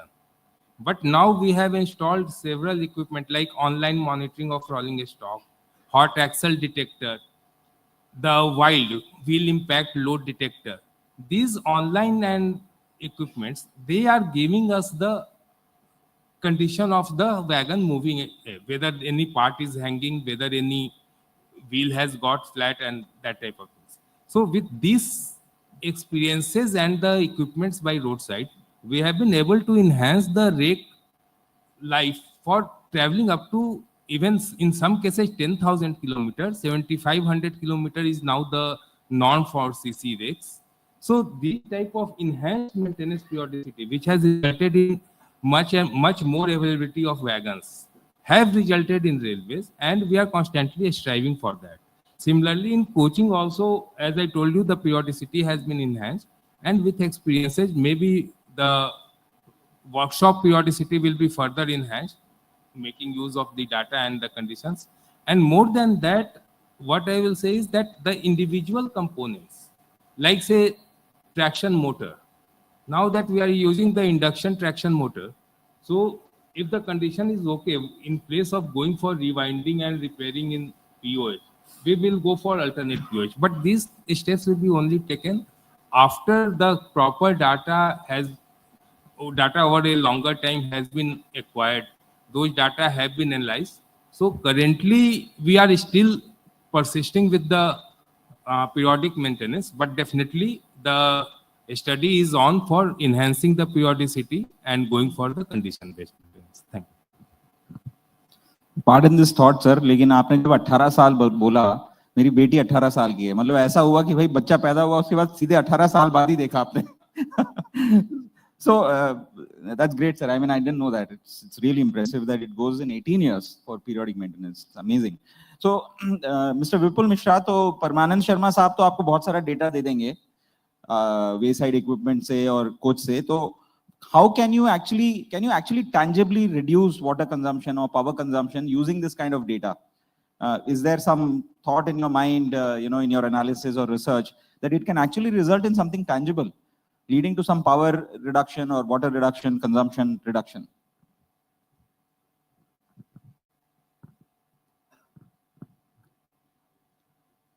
Dr. Vipul Mishra, are you there? Yes. So thank you for the question. It's very important is really our coaches or the wagons are equipped with the required technology. And I'm damn sure these are already equipped with the required technology. For example, if we say tank level monitoring, what is inside the coaches is really the water level is up to the mark. And I hope Chris has already developed few of those systems that is installed on the coaches, which will constantly tell us what is the water level of the coaches. But the story, this is the beginning of the story. And then these all information is really, it is going to the actual worker. We already transformed the ticket checker, like they have a tab and that are continuously checking without paper. But is really this information of the water level is going to the worker as well.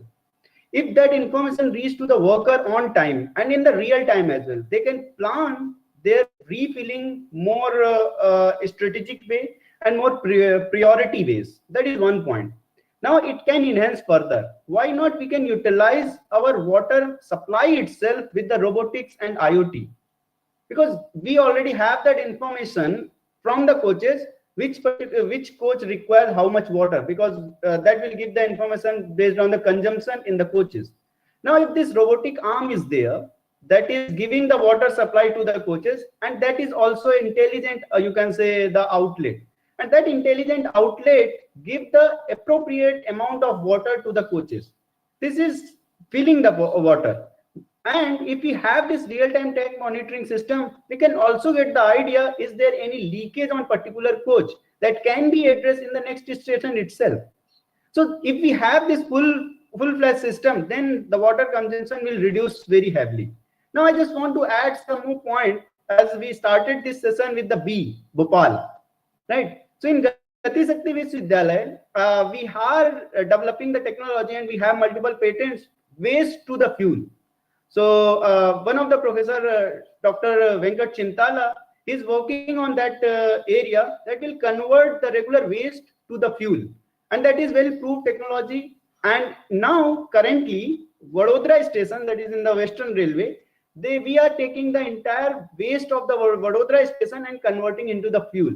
And that's a very important point for the sustainable, you can say, goals.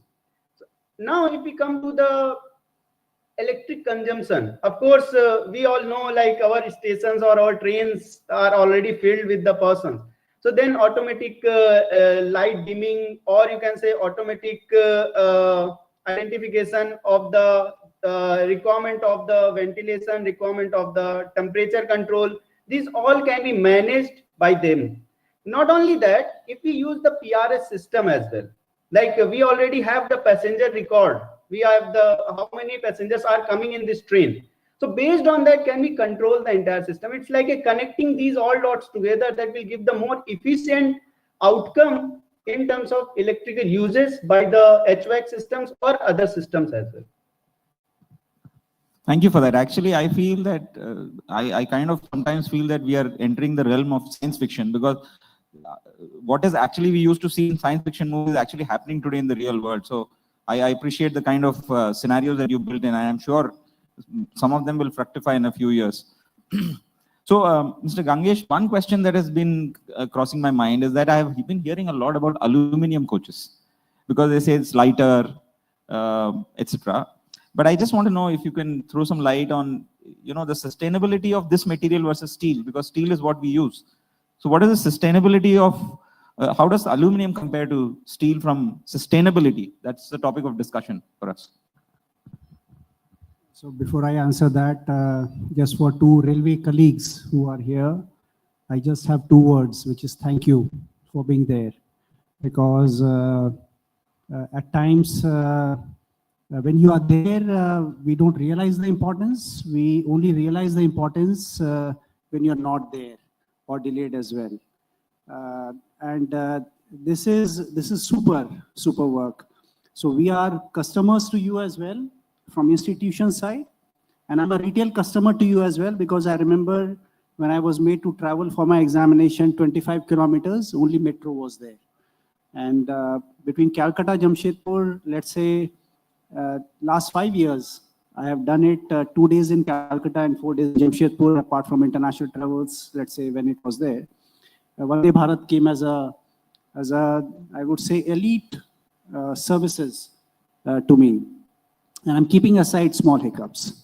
So I think thank you for the larger side from keeping aside the sustainability.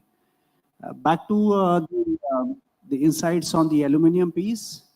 To keep it concise, 4 points that I would like to mention. One, this is not size fits all. So we need to have horses for courses policy. And hence, between steel and aluminum, from sustainability point of view, steel comes as a better choice. The carbon footprints are much lesser.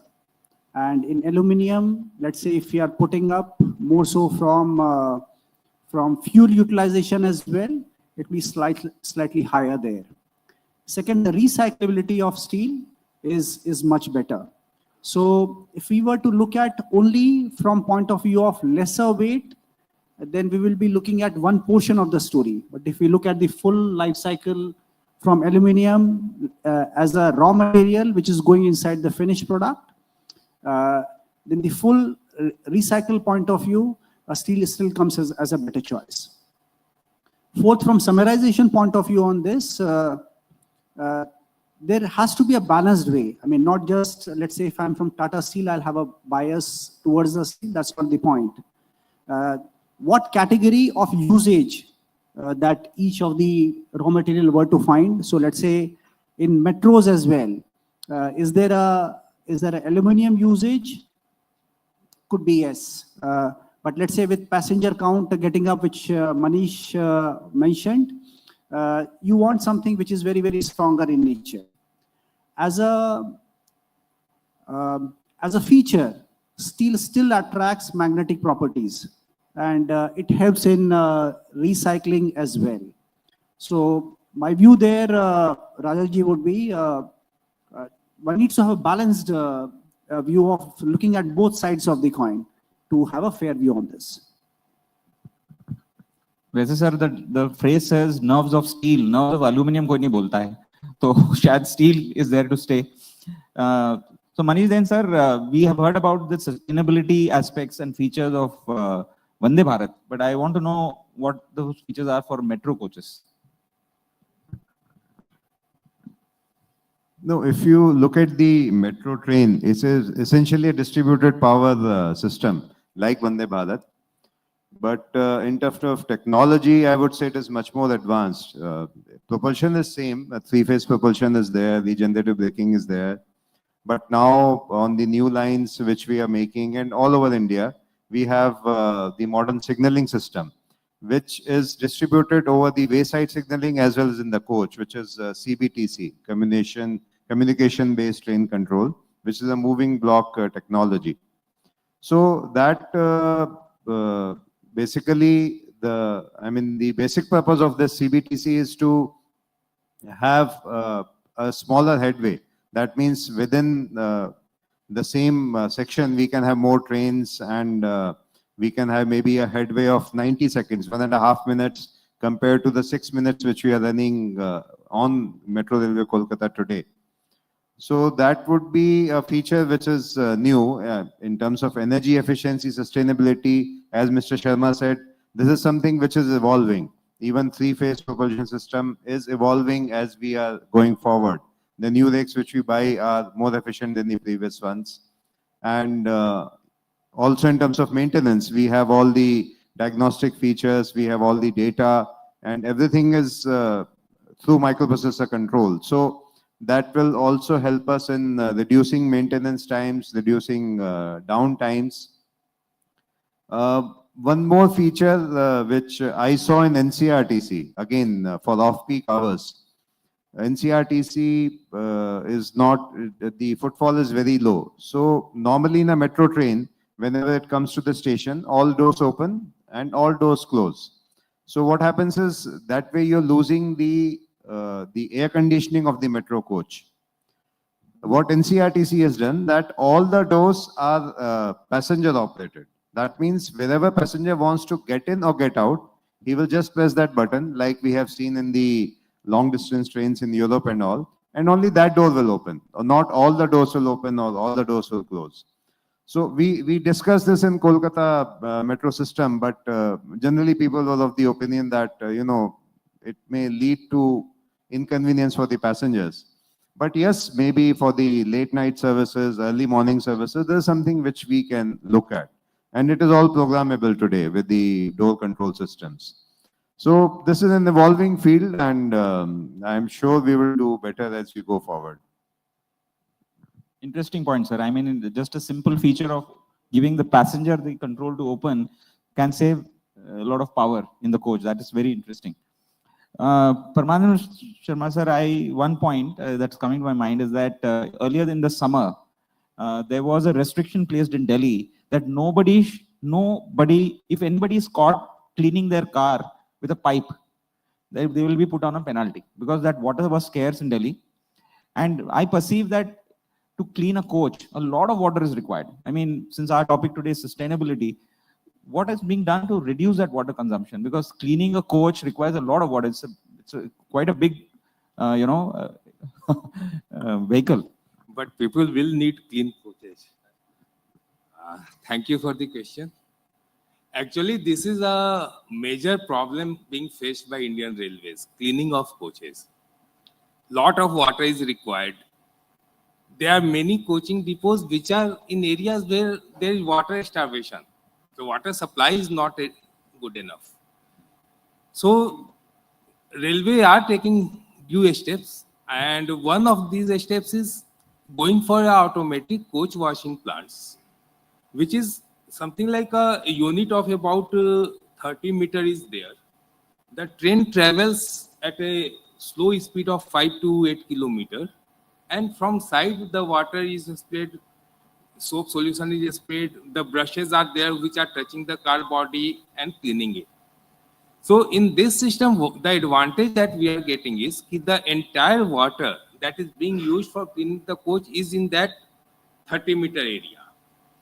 And now we are able to collect that water, take it to our effluent treatment plant recycle that water. And here we are able to, in fact, at say Kolkata terminal, or we are able to get back 90% of the water used, 85 to 90%. Only thermal losses in summer results in a bit higher losses. Otherwise, in winter or rainy season, the water loss is hardly 10%. So this is one of the major steps, and this step initially, when proved successful, has now been implemented to almost all coaching depots. When I say almost all coaching depots, because at some places the location has not been found out where such type of placement can be done, because this require inter-track distances to be there, so that in the between two lines you can put up the equipment, etc. So in some coaching depots there is constraint of infrastructure, but otherwise this has been proliferated over almost all coaching depots. Then in the pit line also, when inside cleaning is to be done, the inside cleaning also, in fact,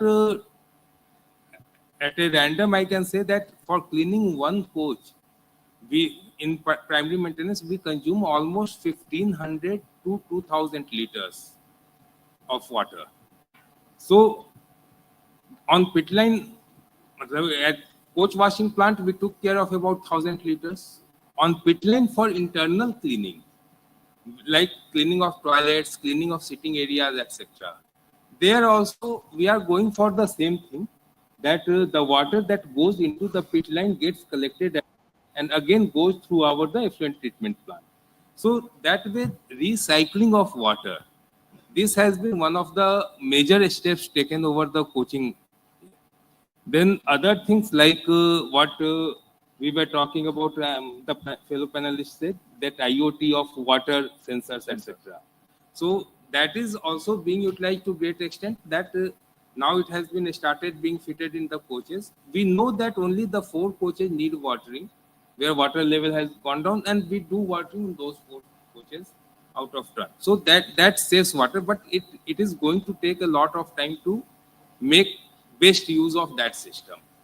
It's still in learning and trial phase. So that way steps have been taken, and I think we will be saving water. No, that's fantastic, sir. 90%. I have just 2 more questions, and after that I give it to the audience and we can wind up. I'm sure everybody wants lunch. I just have 2 more questions to go. So the other thing that comes to mind is the stampedes. You know, there was an unfortunate incident in which people did lose lives, etc. So Dr. Vipul Mishra, you know, the question to you is that, can artificial intelligence help in such things? Can you prevent stampedes? Can it play a role? Because that is something that does happen during festivals in our country. So what happened, like, am I audible? Yeah, you're audible, but not visible. Can you put him up, please, on the screen?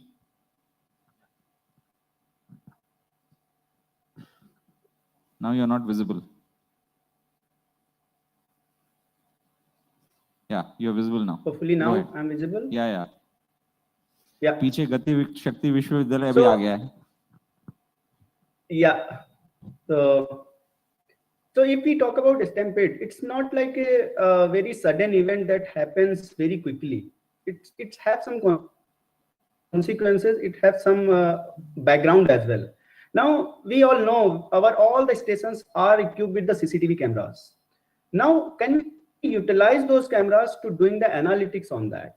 If we have a system, and that's we already have those kind of systems available. If we are able to recall the Mahakumbh, we are able to count how many persons are there with the drone, right? So that is something like a people counting.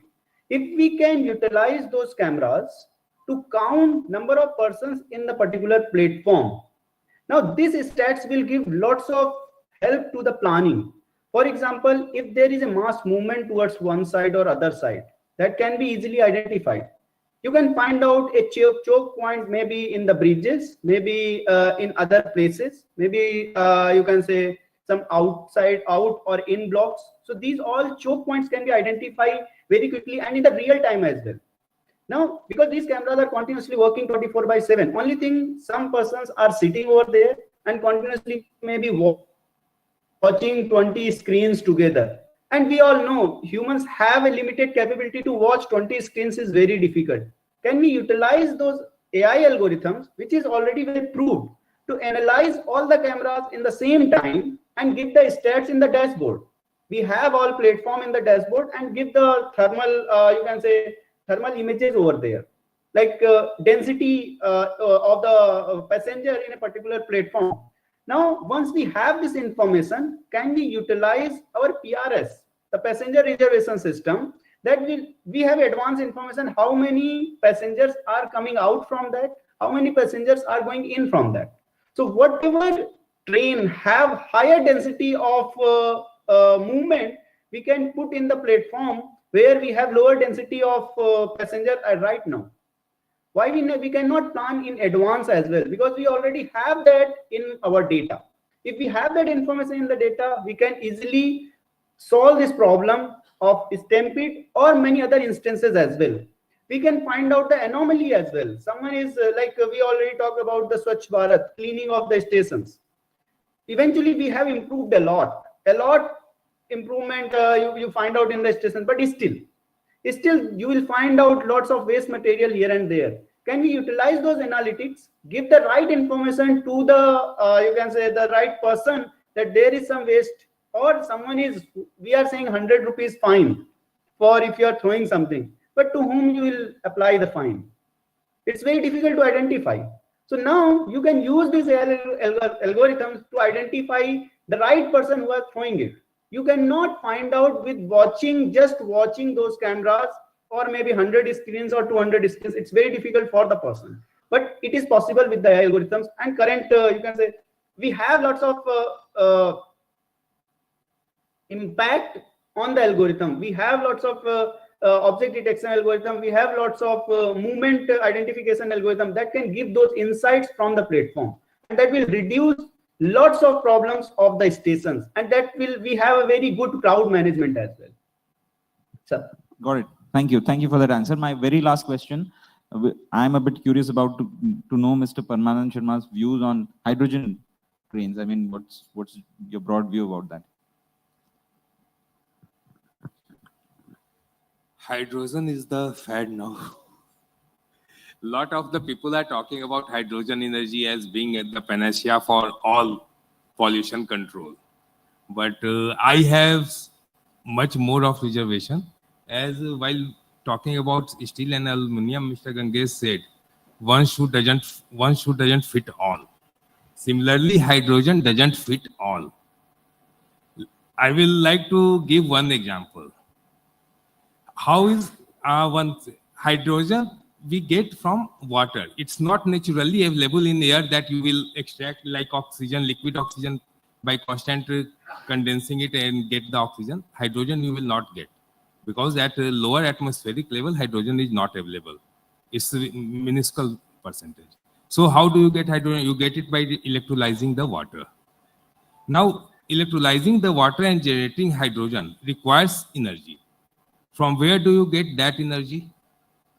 If you are going to burn coal or diesel to generate that electricity and then electrolyze the water to get hydrogen and then use hydrogen to generate power, what you are going to gain? Zero. Not zero, negative. Because the system inefficiencies will inbuilt in, and actually whatever electricity you use for electrolyzing, you will not even get that much of electricity back. So the hydrogen, I'm not condemning it outright, but we have to see where we can use it. Hydrogen is suitable for those places where we have a lot of renewable energy. Like, say, Sahara Desert, vast expanse lying near equator, very high insulation. If there we put up large number of solar farms and use that energy to electrolyze the water, make fuel cell or hydrogen in compressed form, and then transport to nearby area. But then again the economics comes into play. I cannot generate hydrogen in Sahara and bring to Calcutta. So these type of things have to, this entire energy economy and the chain has to be considered. So this will remain limited But yes, technology advancement is there, and there are certain locations, like say for in railways case, I can say that we are expanding into Kashmir area, Ladakh area trains. Now they are taking this OHE, overhead equipment of electrical transmission, is a difficult job. Even creating track itself is a very tough job. So for those areas, we can have limited hydrogen mobility so that we don't burn fossil fuel in those hill areas to destroy the atmosphere. Similarly, some other locations can be there. It can be, say, there is a small, some say 1,000-hectare island. Now that 1,000-hectare island cannot give 500 hectare for setting up a thermal power plant. So those type of places where you need energy, but you can't have that setup, you use hydrogen and that will be done. But it will not be a massive source of energy in future. Thank you. Thank you for that candid view, sir. And I think I've run out of my questions, and I hope I have done justice to the audience's expectations of posing tough questions to the panelists. I really thank all the panelists for giving very comprehensive, candid, and honest answers to all my questions. With that, I would say we should, if there is any one question, maybe.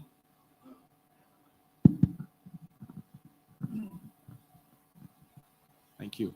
First of all, gratitude and appreciation to ICC for hosting this wonderful Third Rail India Forum, and sir, from which we actually got to know so many things from expert human beings like you. First of all, sir, I would like to thank Indian Railways as well as Metro for making the life of for the people of City of Joy so incredible in terms of saving money, in terms of commuting from one part of the city to the other in the minimum time, as well as with minimum economical prices. For this, I would just request everybody present here to give a big round of applause for ICC and Indian Railways. It's made us life easy. Thank you, sir. Sir, a question to Manish Jain, sir. If you can kindly let me know, Salt Lake Sector 5 being one of the IT hubs, there's a huge population from rural India who actually travels in Metro today. And thanks to Metro Rail for connecting Shialda and Howrah with Salt Lake Sector 5. So is there any expansion plan from Dakhineshwar to Salt Lake Sector 5 directly to help these rural guys who come for jobs in the city, in the IT hub here, which can really be a help? Over to you, sir. Thank you. Thank you. Right now, if you see the sanctioned projects, we already have Dakshineshwar connected to airport via Novapada, and airport to New Gadia, where the Salt Lake Sector 5 lies. It is on that line. So once the New Gadia to airport is connected, then Dakshineshwar to Sector 5 people can come either via New Gadia or they can come via the airport. So both the routes would be available.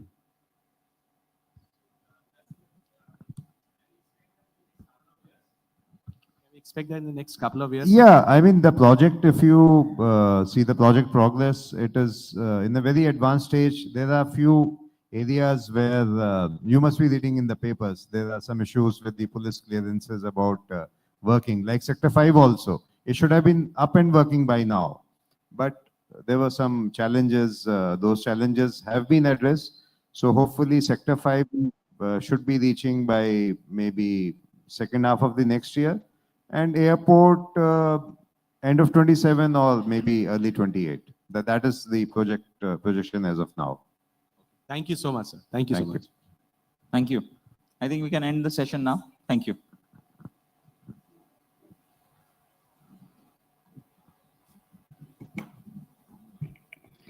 Thank you, our panelists, for the remarkable deliberations. Thank you for giving your time to us.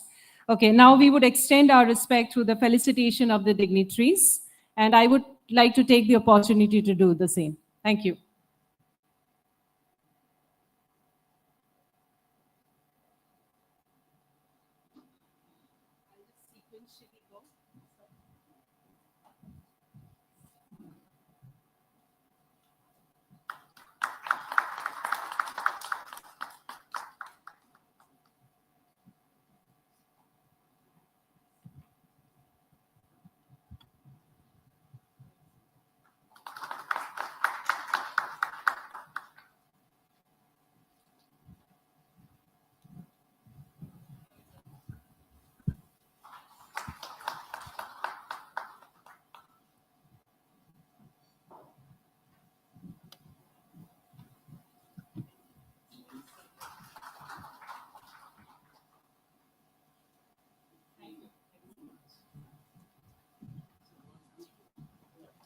We can have a group photo. Yeah.